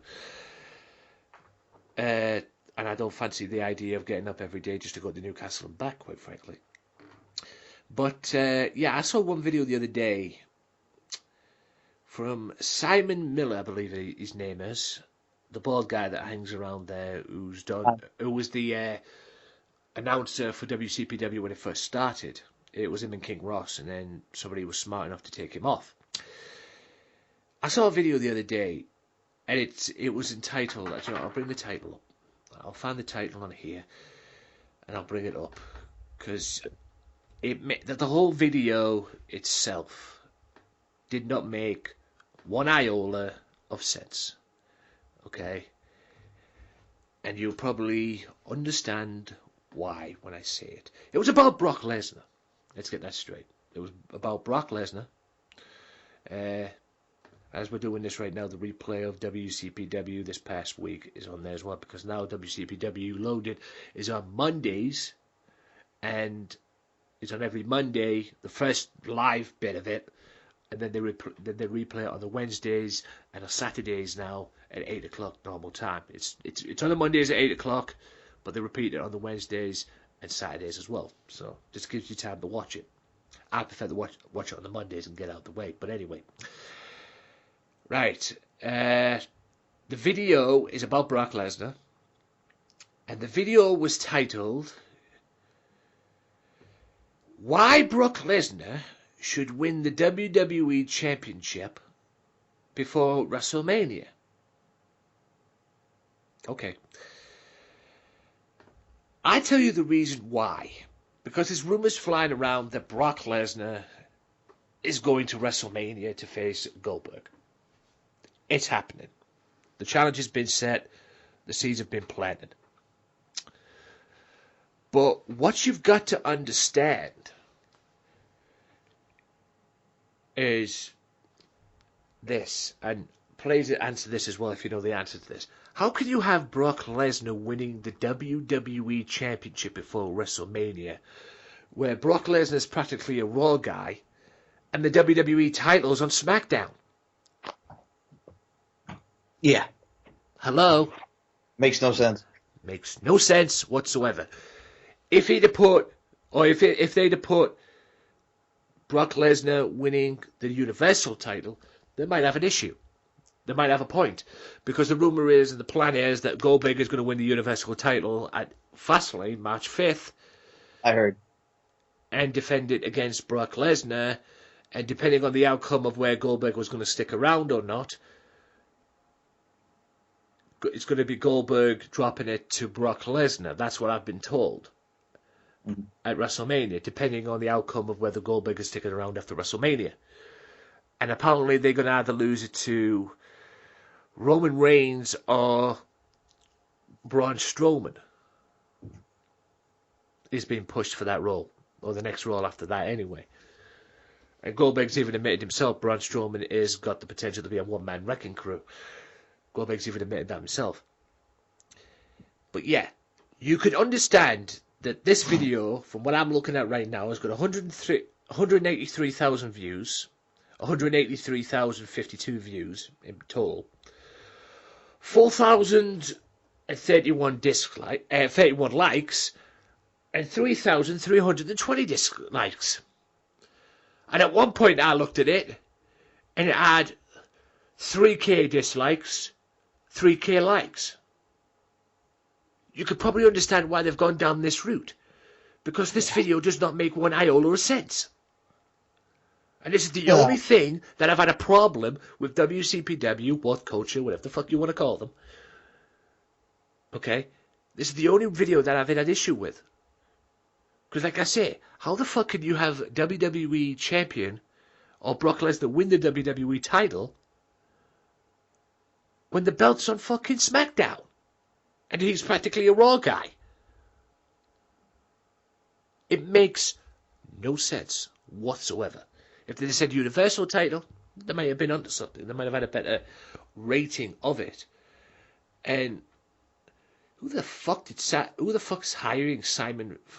If Simon Miller's responsible for that, the one who does the video, who takes the video and explains the reason why they should put the belt on Brock Lesnar, the WWE title on Brock Lesnar before WrestleMania. I mean, the whole thing makes not one iota of sense, which is probably the reason why you've got about 3,000 dislikes. Even I can understand that. And it was published on January 31st, 2017. God. I don't get it. I mean, I understand that, Goldberg and Kevin Owens is the talk for Fastlane. Goldberg wins the belt. Him and Brock Lesnar have the thing at Mania. Brock wins the title from Goldberg. Brock finally beats Goldberg. Yeah, I mean, exactly. I also saw on a house show that for Madison Square Garden, they're going to do the first ever Brock Lesnar Kevin Owens match coming soon. So it'll be very interesting to see what happens coming soon. Yeah. According to somebody in the comments section, which is, I'm not going to, his first name's Mohammed, and he posted this 4 days ago. The rumored match card that he's got. I don't know if this is true or not. I've got to admit, I've heard a little bit different of this. But the rumored match card is, and I don't agree with this, to be honest with you. He's got the first 3 matches or the first matches right, this is what I got. Roman Reigns, Undertaker. That's going down, probably. Brock Lesnar, Goldberg is no doubt going down because the seeds have already started on that. Yep. Orton, Bray Wyatt, WWE title. That's already going down. Possibility. Yeah. That's a high possibility depending if they decided to go with Bray coming out the chamber as the champion. I think they should, and they probably will. US champion versus IC champion. I don't know about that one. Yeah, no, I don't think so. I don't think so about that one. I've also heard this one myself. Nia Jax, Sasha Banks, Charlotte, and Bayley for the Raw Women's title. I like it. I mean, I've heard that one. Yes, there's rumored about Bayley and Charlotte being in there as one-on-one. I've heard that as well. But I've also heard they could go with this one, the four-way as well, which I wouldn't have a problem with. I have no problem because it goes back to, I think about those four-ways that they had in NXT where it was Charlotte against Sasha, against Becky, against Bayley. So I wouldn't have a problem with the four-way. The other one is SmackDown Tag Team Champions versus Raw Tag Team Champions. Now, if they don't put the belts on the line, I would actually like to see Gallows and Anderson go up against American Alpha. I think that would be a very good match. I wouldn't mind seeing that myself. Gallows and Anderson going up against American Alpha. I don't mind that at all. I don't mind that at all, if that's the case. As long as they don't put the belts on the line, then you're fine. Don't unify. Don't do the unification crap. Yeah. Kevin Owens versus Chris Jericho versus Finn Balor for the Universal title. That is if they don't go with Goldberg being the champion coming out Fastlane. I wouldn't mind seeing that one. I prefer that better than the US title rumor that I'm hearing with Jericho and Owens for the US title. That's what I'm hearing in that respect. And plus, if Jericho is the United States champion going in to WrestleMania, how can you have the US champion versus the IC champion and have Jericho in that match for the Universal title? I don't know about that one, but what I think they should do with that, we all know Chris Jericho is going to leave in May. What I think they should do with that, the way they're building up Sami Zayn, I think Sami Zayn should be the next person to be the US champion. I would like to see Zayn and Jericho for the belt. Yes, at WrestleMania, and have Jericho drop the title to Zayn. That's my take on that one as well.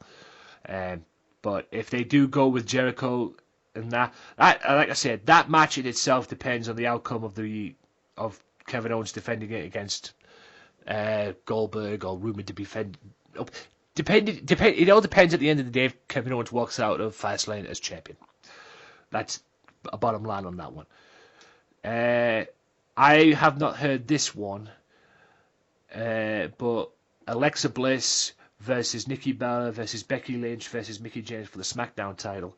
That's pretty difficult considering the other rumoured match. And yes, it has been a rumour, John Cena versus AJ Styles, but there's also a rumour flying around that it's going to be a mixed tag match between John Cena, Nikki Bella versus The Miz and Maurice. That's if Maurice can still go, of course. She hasn't wrestled in a long time. For AJ, I've heard AJ Styles versus Shane McMahon. And there's an AJ Styles-Shane McMahon match in the pipeline. And to be honest with you, the seeds have been planted for that match. They have. You could tell the way they're acting, and the way AJ is acting around Shane and mainly Daniel as well. But the way AJ's been acting around Shane, you could tell the seeds have been planted in that respects as well. You can tell the way that's going down. You can tell the way that's going down that there's going to be a Shane and AJ match at WrestleMania. But like I said, if they're going to go down that route, if they're going to go down that route, the four-way, swap Nikki Bella with Naomi. And have Naomi win. And have Naomi win that one. That's my take on that one. And the other match that's been rumoured, which has been rumoured for a while, quite frankly, not just, and it hasn't been a WrestleMania rumour, it's been a Raw rumour as well. And that's Braun Strowman and Samoa Joe. I got no problem with that. Yeah, I've got no problem with that as well. But that's been rumoured for Raw because the way that Strowman's been dominating the Raw talent and asking for competition, there was talk about bringing in Samoa Joe to come out and face him as well. So they could still possibly go with that. You know, there's rumors flying around that it's going to be Roman Reigns versus Undertaker. The talk of Undertaker Braun Strowman's back up again, which I don't think will happen. But they seem hell bent on Roman Reigns versus Undertaker at WrestleMania. So the only other one for Mania we all know is the celebrity match with Big Show. Big Show and Shaq, which more than likely will be a Big Show and Floyd Mayweather match, I'm guessing. Because unless they decide to go for a wrestling match as well, I don't know where they're going to go with that one, but that's probably down the pipeline as well, and that just needs to be announced. I think it's going to be interesting because they both look great. Show's got in great shape. Shaq is training hard, so I think they'll surprise us. Yeah, so I considering the condition and considering where they've gone, yeah, I think it'll be a good match. I don't have high hopes of it, but in terms of the way they are conditioned and their conditioning and that, I think this is going to be. It has the potential to be a good match, considering the way they're conditioned and everything. I mean, Shaq's been conditioned for a while. I mean, he's the master of basketball. There's no question about that. And in my opinion, the master of the slam dunk. But it was Show that was questionable for me. The Big Show shape, but that motherfucker's got a six-pack now. He is ripped. He is ripped to shreds, and he looked great in the Rumble too. To be honest, I wonder if they'll ever go with a Big Show Braun Strowman match, because they were teasing that at some point. I was thinking maybe Fastlane that day. Oh wait, no, not Fastlane, because I think you got to do Roman. No, it's going to be Roman and Braun at Fastlane. That's a done deal. Like I said, Braun's cost him the title, and then Roman came out the next night and cost him the title. So that's pretty much a done deal for Fastlane, to be honest with you. Maybe they could have it on Raw. Maybe that could be a Braun Strowman WrestleMania match. Braun Strowman Big Show, if I'm being honest.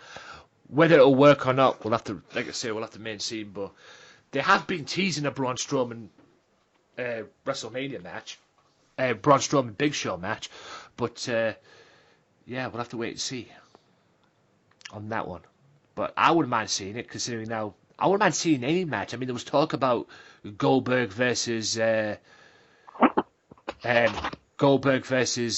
Show at Fastlane as well, leading into the match. I mean, there was talks of that as well, and I'm just impressed at the fact that Big Show is ripped to shreds now. I didn't think it was possible getting a six-pack on big guys like that. But hey, and whatever Big Show's done to get into that shape, please send it my way. I wouldn't mind doing that, if I'm being honest.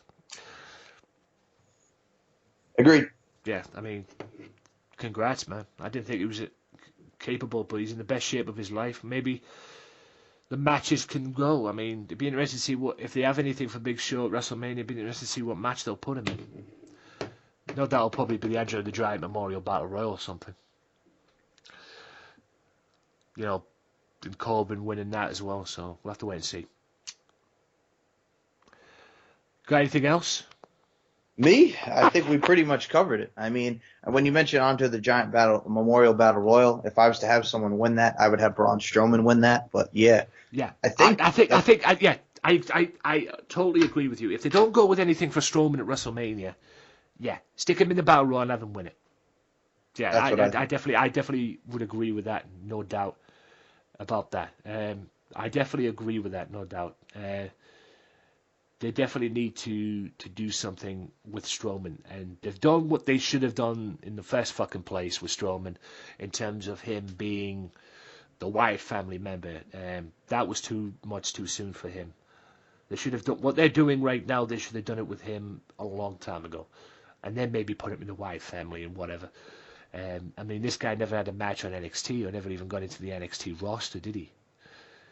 If I remember correctly, they just brought him up to the main roster and thought, oh yeah, you're big, you're tall, let's put you in the Wyatt family, fuck it. No, that should never have happened. But what they're doing with him right now is good. And that's why he's been getting noticed. Like, he's been getting noticed to the point where, even, like I say, even Goldberg's calling him a potential one-man wrecking crew as well. But yeah, I would, if Braun Strowman is in the Andre the Giant Memorial Battle Royal, he needs to win that. I think he's earned that spot. There's no question about that. He's earned that right to win that Battle Royal. No question about that. That is if they have another. That's if there's anybody else with ideas, or anybody else that has an idea on who should win or potentially win the Memorial Battle Royal. But I don't. If there's anybody out there that we haven't mentioned or we haven't talked about that hasn't, that hasn't won a Battle Royal or has won the Battle Royal or has the potential to make the Battle Royal and make it and then shoot to stardom. I mean, Baron Corbin's done that and done very well with it as well. That's why there's rumours going around that he may very well be champion this year as well. I think they're pushing him to get that WWE title at some point, which I wouldn't have a problem with whatsoever. But I think Braun Strowman needs that push, and the only way to put a stamp, to stamp that push and put the stamp in this way, since there's no King of the Ring around anymore. The only way to put that stamp on that push, full stop, is to make him win the Andre the Giant Memorial Battle Royal. That's the way you can put that exclamation point on the whole thing, and that'll be perfect for him. Because Braun Strowman he's done very well in terms of his monster role and everything, and he's become this badass heel monster. And there's even, like I said, going back to what I was saying about him and The Undertaker, there's even talks about him retiring The Undertaker, which I know won't get over with anybody, but it would work in the terms of Braun Strowman way, because that would get him a ton of heat. Absolutely. And that would help him get up there to that monster heel level that he's already at, but retiring The Undertaker and having The Undertaker's last match, that will get him up to a point. It doesn't matter whether he wins The Undertaker. It doesn't matter. I mean, all right, people don't want to see The Undertaker have his last match against Braun Strowman. I get that. But that could help Strowman in a big, big way in terms of lifting him up to that level. He's already that monster heel now, but if you want, like I've said many times, this is going back to the John Cena heel turn bullshit. If they'd had John Cena beat the streak instead of Brock Lesnar, people wouldn't have liked that, but that would have got Cena over as a heel. That would have got Cena over as a heel, and there's a perfect example of that on World Culture, how to turn John Cena heel, or who should beat the streak. It was one of the videos, but that would have been perfect for Cena to turn heel and to put all these morons out of commission, if you will. Oh yeah, John Cena should turn heel. Well, there's your perfect answer. It's alright asking somebody, I mean, we've got to the day and age in wrestling now, it's that baby faces and heels don't matter. You can make a baby face the ultimate baby face, but at the end of the day, it's the crowd that tell you, or wrestling fan that will tell you whether they like it. It's not big. They don't cheer baby faces anymore because they're baby faces. If you want to get over with the crowd, you have to earn their respect. You have to prove yourself to them. I mean, it's got to the point right now. I mean, you could turn Undertaker heel, people would still cheer him. Agree. You could turn Randy Orton heel, people still cheer the guy. Randy Orton's joined the Wyatt family. Do people care? No. They think it's amazing. They think it's amazing because he's joined the Wyatt family, and he's trying to give the Wyatt family some credibility. Something that the group has been lacking a while. They definitely needed it, yeah. Especially with Bray Wyatt, the poor bastard. That motherfucker at one point couldn't even win a pay-per-view match. Finally, he got a belt put on him as well, which is great. So he's obviously helped in that role. But it's like I say, what people don't understand is, it's alright asking, I want a heel turn, I want a heel turn. If you're going to do a heel turn, you have to do it right. Mm-hmm. I mean, look at Natalya. She was worried sick when she was turning heel, because people like her, but she was worried sick whether or not people would still boo her, or would even boo her and everything, because there's no point of her turning heel if people are not going to fucking boo her out the building. But she got that, and she worked on it. And worked on it as well, and worked up ideas to make people hate her and make people boo her, and it worked for her as well. That's what it's going to take. You can't turn someone heel and expect people to cheer them. You've got to work into like a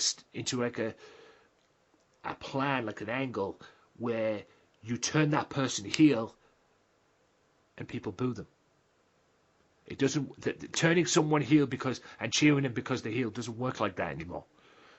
Okay, this is 2017, or 2017 just got out of 2016. No, this is not 1990 anymore. Mm-mm. That's just my opinion. That's just my view on that one. Damn, I did something good there. Yeah, you bring up a point.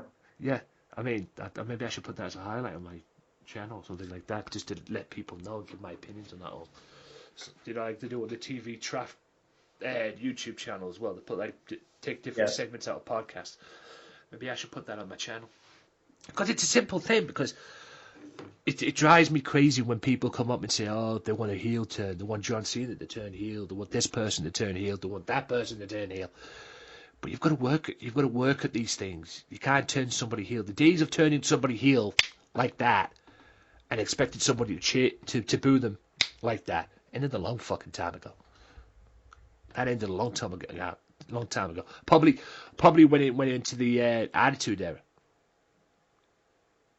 That was probably when it ended, in my opinion. I don't know. I might be wrong on that one. Don't correct me or anything like that. I might be wrong on that one.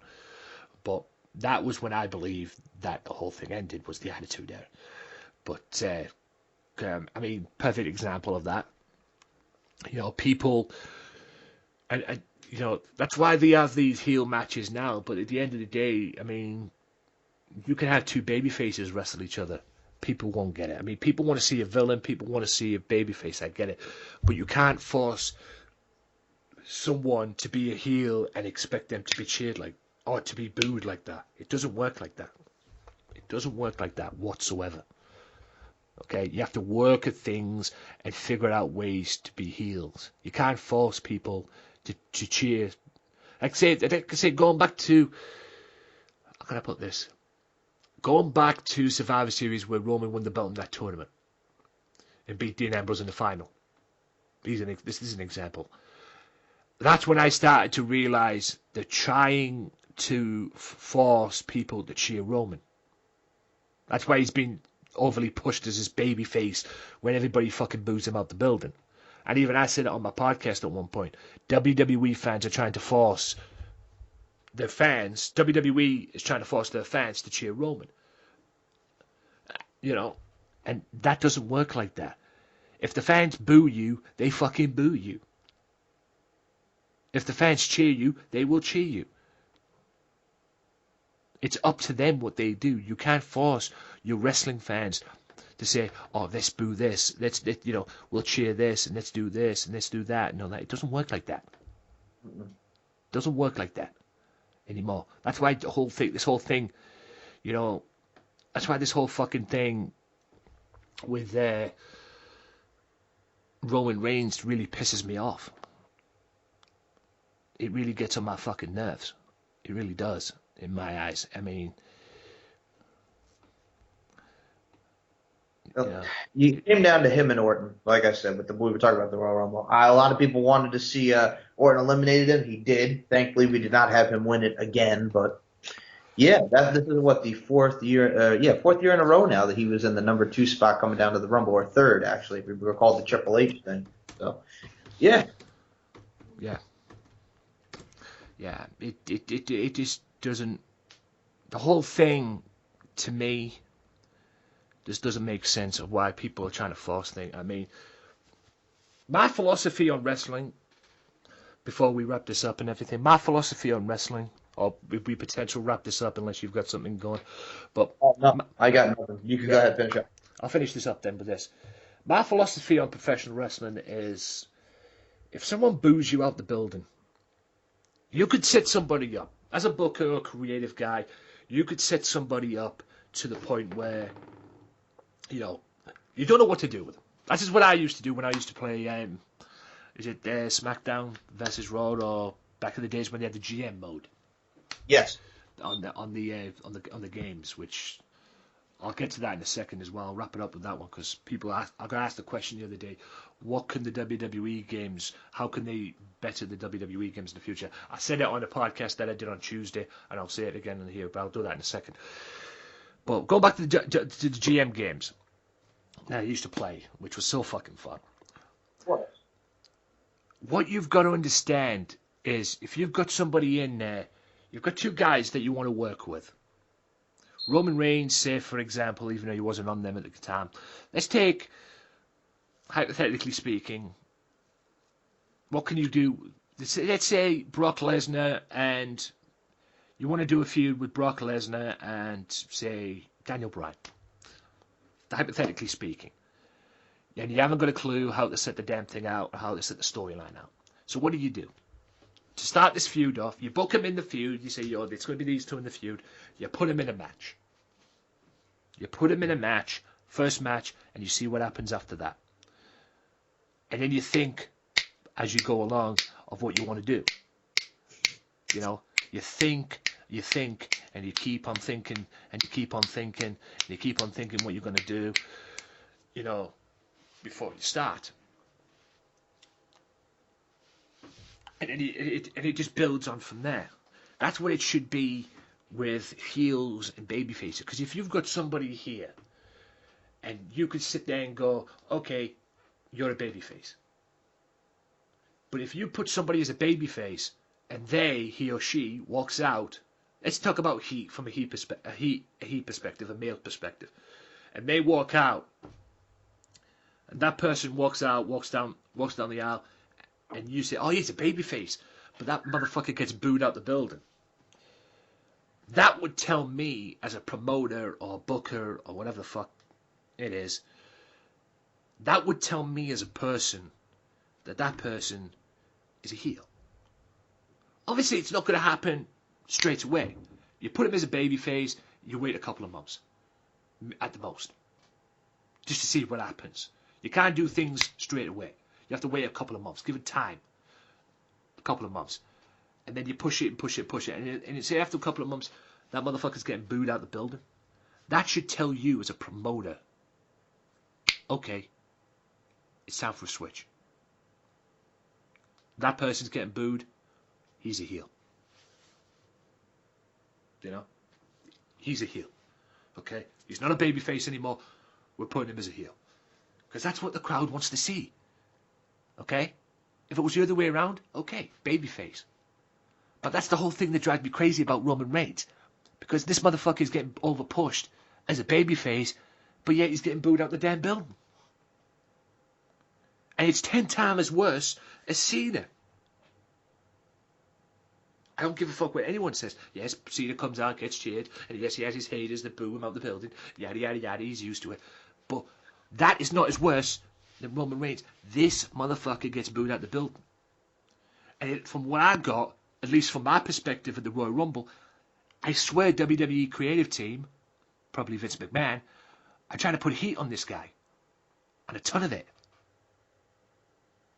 How could you put heat, that kind of heat, on a guy like him and expect him to be a babyface? It makes no sense.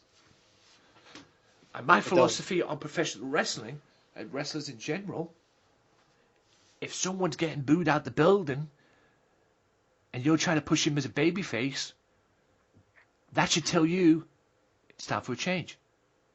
Exactly. If that doesn't tell you it's time for a change, you're either ignorant, you're fucking dumb, or, as that song would say, you're out of touch. Big time. Because if it was me, Roman would be a heel right now. I think a lot of people want to see him as a heel. Yeah, I'd put him as a heel straight away. Okay, you're getting booed out the building. I pushed you as a babyface. You're not working as a babyface. You're getting booed out the building. You're a fucking heel. It's straight and simple. That's simple. But yeah, unfortunately, they're still making him face, and he'll probably get booed out of the building with Taker. I'm looking forward to the match, no mind you, but still, he's going to get booed. He's going to get booed out of the building with Taker. There's no question about that. If they put him in the match with Taker and expect him to be a babyface out there, they're fucking retarded. Nobody's going to boo Taker. They're not. Nobody's going to boo Taker. No. And it when he came back with Brock Lesnar and he's kicking him in the nuts. He's all blowing him, and he's still getting cheered. Yeah. Yeah, the whole thing just doesn't make sense to me, especially with the Roman. Exactly. Anyway, that about wraps it up from my end. I don't know about you, unless you've got something, but that about wraps it up with me. I think we covered the whole thing, Anthony, and I think we filled in a lot of time, and I do appreciate it as always. I think that was a good episode of Wrestling Zone. Yep. And this will be going on the Wrestling Matters podcast, episode 149. The whole show. It could be an action-packed show, guys. It could be a big show. Okay, it could be a huge show to do. I don't care. The thing is with me, guys, I'm on a network, the Swerve Talk Network, and I'm the only one on a Monday at the moment, unless somebody else decides to come in. And like I say, I don't run the Swerve Talk Network, Daz does. That's his deal. If he wants to bring somebody in on the Mondays, the same day as me, that's fine. That's up to him. That's his jurisdiction. That's his baby, okay? That's up to him. What he does with the Swerve Talk Network is his deal. That's none of my business on that side. The guys put me on the Swerve Talk Network. That's cool. You know, he's had me on there, no problem, and I've loved him for it. But I worry about whether or not to put 2 hours or this, and this. I think from now on, from this point on, I don't give a damn. If I've got some things to think, if this show goes 3 hours, preferably 4, even though I'm trying not to hit it that way. At the end of the day, what I'm trying to do when it comes to the podcast, and what I've been trying to do for 2 years, is give you the best podcast that I can bring you. Whether it's an hour, 2 hours, 2.5 hours, 1.5 hours, 3 hours, it don't matter. Okay? Yes, there's other people that have told me in the past, oh yeah, you should do 4-hour shows and everything like that. I have no guests. I don't have guests on every week. Okay? I don't have guests on every week. I don't think people want to hear me for 4 hours talk wrestling. 2 hours, you might get them. Okay? Yes. But it's not money. If I had guests on, maybe I'll do 4-hour shows once a week. You know, and talk wrestling and have some fun in that way. But I don't have guests on. You know? And I'm looking to go live at some point anyway. So hopefully I might be able to go live sometime this year. You know, maybe do a Wrestling Matters podcast show live on my YouTube channel. Because I've guest hosted live as well. By the way, I got asked the other day about WWE 2K17. You know, how can the WWE games evolve in the future? If THQ was still around, this wouldn't be a problem. Absolutely not. Because THQ, like I said, on the Revolution podcast show that I did this past week, shout out to you, Crumpets, as well, Crumpets and T Gaming. Check that out on there as well. I guest hosted one of his shows because we were talking wrestling, and he hasn't got a fucking clue about wrestling, so who does he call? He calls yours truly. We were talking about this as well. The only way, if THQ was still in business with them, we wouldn't be talking about this. No. Because THQ were in the money, if you will. They were on point. They were on the ball. But with 2K's took a lot of things away. And yes, they're trying to build their own entity and trying to make it their own thing. I get that. And graphics-wise, some of the stuff they've done has been a lot better than what THQ's done. I'll give them that. In terms of detail as well. But what we want as fans, we want some of the old stuff back, like the GM mode, for example. Yes, they've got the universe mode, but I swear in 2016 I didn't play the universe mode because it didn't appeal to me. It wasn't appealing. I didn't play. Yeah, the worst game that's been produced is the 2015 WWE 2K15. That's the worst one. Yeah, that's the worst one as well, because the reason why there was a delay on that one, especially with the PS4. I don't know what it was like for the PS3, but for the PS4 one as well. But that was the worst one produced because of the delay. If that hadn't been a delay on that, wouldn't have bothered. No problem whatsoever. But yeah, THQ needs to add, and if they want to add it and make it their own, then do it. But they need to bring some of the stuff back. You know, apparently I've heard a rumor for 2K18 that the Road to WrestleMania is back. They're bringing the Road to WrestleMania segment back that they had on before a while ago. I can't remember when it was when they had that on, but they had that on before. But apparently they're bringing it back. They've tried to make if you want to do that, if you want to keep the universe mode, why not add a GM mode to the universe mode? Kind of thing. Exactly. I mean, I'd like an these option games to it. just escalate. It's a beautiful option, man. Instead of just playing the universe mode. I mean, there's a lot of people. I mean, I wouldn't play the universe mode. I mean, it's like with FIFA as well. I mean, FIFA, you play the career mode. But there's a game out called Football Manager where you simulate your matches and you act like a football manager or soccer manager on there. The terms of the career mode, unless you're playing the player side of it, but in terms of managing a team, you're supposed to manage your team. But then again, you're sitting there playing as the team going through career. It makes no sense. What they need to do is bring some a simulation style, like on Football Manager. Bring that kind of back. That's what they need to do with that as well. I think for me too is because when we got to like those 2K games, like you were mentioning, I stopped at like WWE 13, which was like the last one when they officially started using like Attitude Era mode and all that stuff. It just got like repetitive over years with like some of the story modes and stuff. Yeah, you can't make the games repetitive. You can't make the games repetitive. You make the games repetitive, no one's going to fucking buy them. Okay? You've got to focus. If you want to make your own entity, then by all means do so. But at the end of the day, us fans want to see the good stuff back. Bring the good, bring the back. Bring the GM mode back. Add it to the universe mode, and revamp it to your own. Yeah, the GM mode was great. The GM mode was fucking fun as fuck. It really was, booking all these matches. I did a lockdown version of a pay-per-view. Except I didn't put it in a cage, I put it in the Hell in a Cell. I drew 1 million pay-per-view buys. Because I booked and promoted the shit out of it.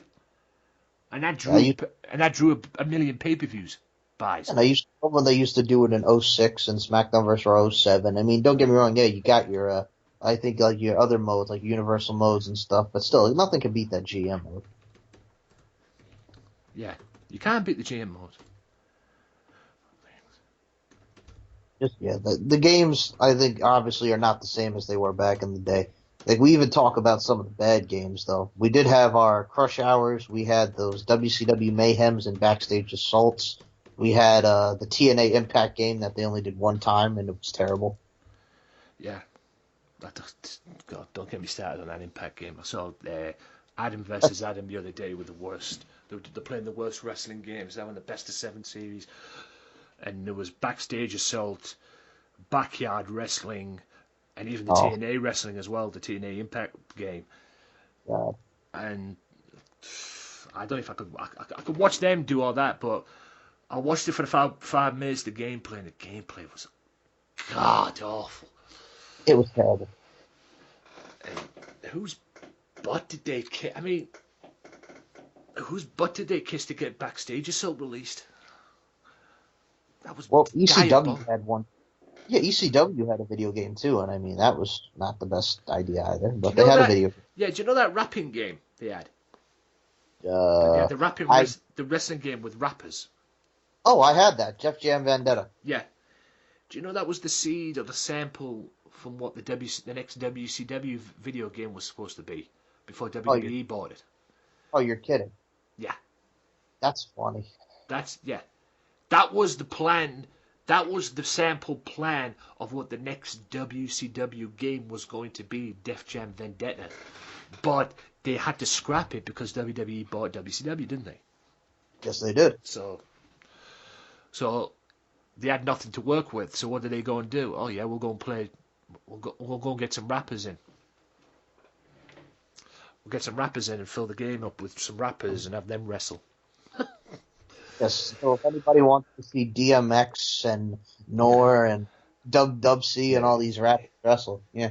I think the moral of the story is EA Sports sucked at making wrestling games.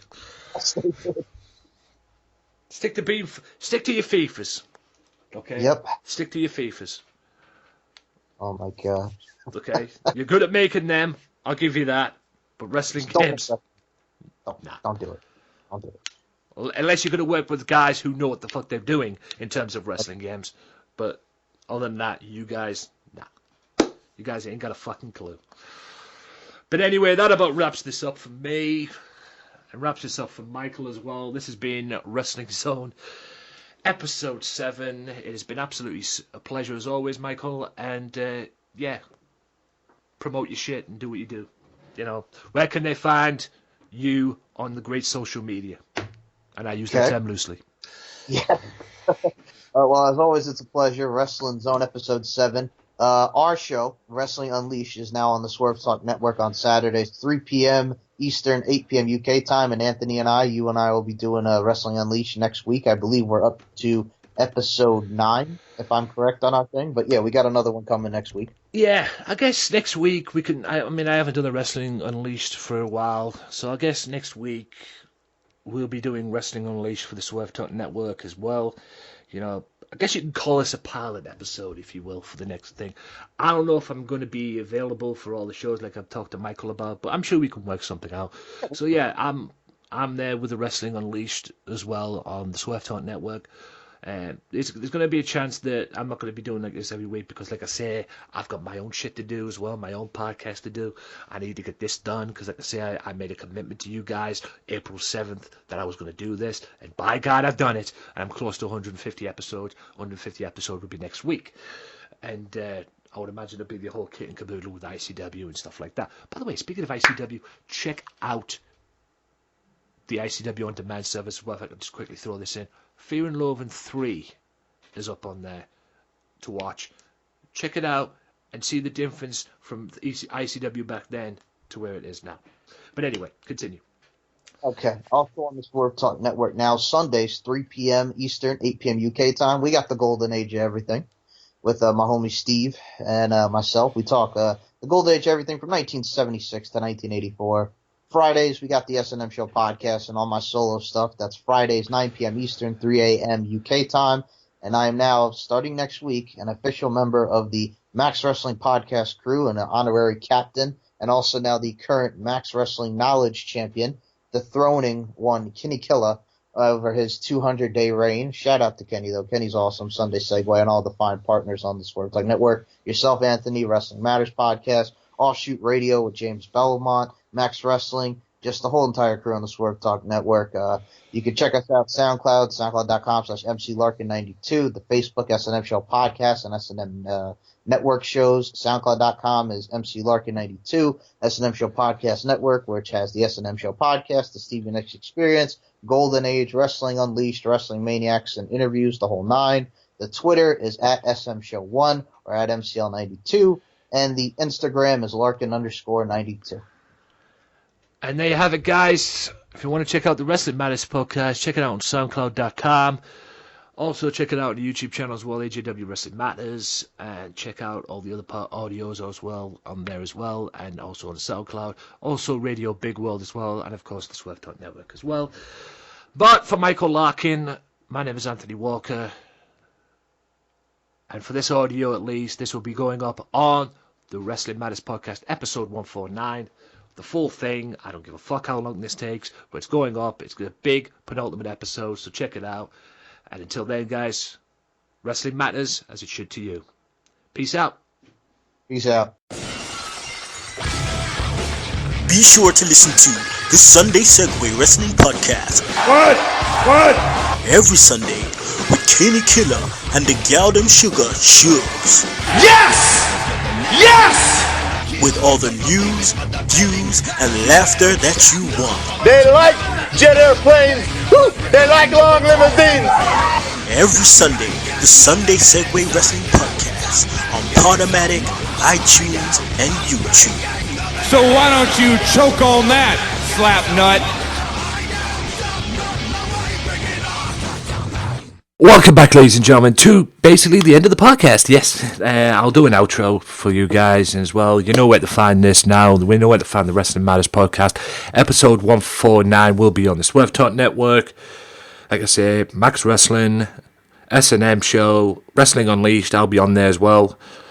I'll try and make it on every week. I don't know if I'll be able to. Like I say, I've got other stuff to do as well as this podcast as well. So we'll have to wait and see how that pans out. But I'm sure Michael, I mean, at the end of the day, Michael's in charge of that. That Wrestling Unleashed is his baby. So if I can't be on it every week, no doubt we'll give somebody else an opportunity to be on there as well. But we'll work something out. We usually do. So anyway, Max Wrestling, S&M Show, Wrestling Unleashed, Kinny Killers, Sunday Segway. Be sure to check out Sunday Segway TV if that still exists. I don't know if I haven't checked up on that lately. But anyway, Offshoot Radio as well. Each and every week, we are a family. We make wrestling podcasts because we love it. Also, Mystery Island and Wrestle Island as well. Wrestle Island show in March, guys. I'll have more information on that next week, guarantee. Facebook.com/Back to the Island, Facebook.com/Wrestle Island as well. And be sure to check out all the other promotions, all the other partners as well. OSW TV, The Raging Falcon, and the list goes on and on. Check them out as well. Also check out ICW as well. ICW On Demand. Fear and Loathing 3 was put up this past week, like I mentioned during Michael Larkin's audio as well. Fear and Loathing was put up this past week, Fear and Loathing 3. Check it out and check out the difference now from where it was then to where it is now. Because, wow. Yeah, you have to start somewhere in life, ladies and gentlemen. Boy, did ICW do that and pay the price for it in a way. But hey, they didn't quit, and that's where they are today, and more power to them for that. Also, check out WCPW this week. I'll have a podcast on it this week. Hopefully, my audio will be not unplugged like it was last time. So I apologize for that, guys. Basically, all 3 episodes that I've done since I've restarted this again, since in 2017, all 3 episodes that I've done have been 100 episodes apiece, so 100 views apiece on the YouTube channel as well. So that's very good for that as well, basically, as well. I don't know if I'll be doing it this week because it's a build-in to the pay-per-view, the iPay-per-view this coming week as well. But I will be doing an iPay-per-view review this coming up as well. True Destiny, the iPay-per-view will be reviewed this week as well. And yeah, be sure to check that out as well.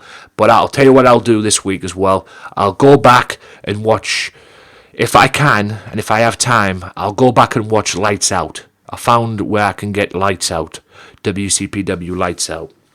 So I'll go back and watch that, and then I'll do that this week if I have time. Like I said, I'm a busy man this week, guys, as well. I'm busy for the next couple of months in a way, to be honest. But so, yeah. I've got a dentist appointment this Wednesday, which I'm not looking forward to. But anyway, be sure to check all that out as well. All the other stuff, you know where it's at. My name is Anthony Walker. This has been episode 149 of the Wrestling Matters podcast. Tune in next week for episode 150. Yes, I've made it, guys. 150 episodes. I can't believe I've just said that, but it's true, and I am not done yet. So tune in next week for episode 150. Probably normal format. We'll see how things go, see if anything crops up during the week. And I will reminisce about the great moments that I've had on this podcast and the great stuff and that as well. They all will be revealed next week, episode 150. Thanks for tuning in, guys. Thanks for your support over the 149 episode. It has been phenomenal. And yeah, until next time, guys, wrestling matters as it always and should be to you, because it always is to me. Until next time, peace out. Well, enough is enough, and it's time for a change.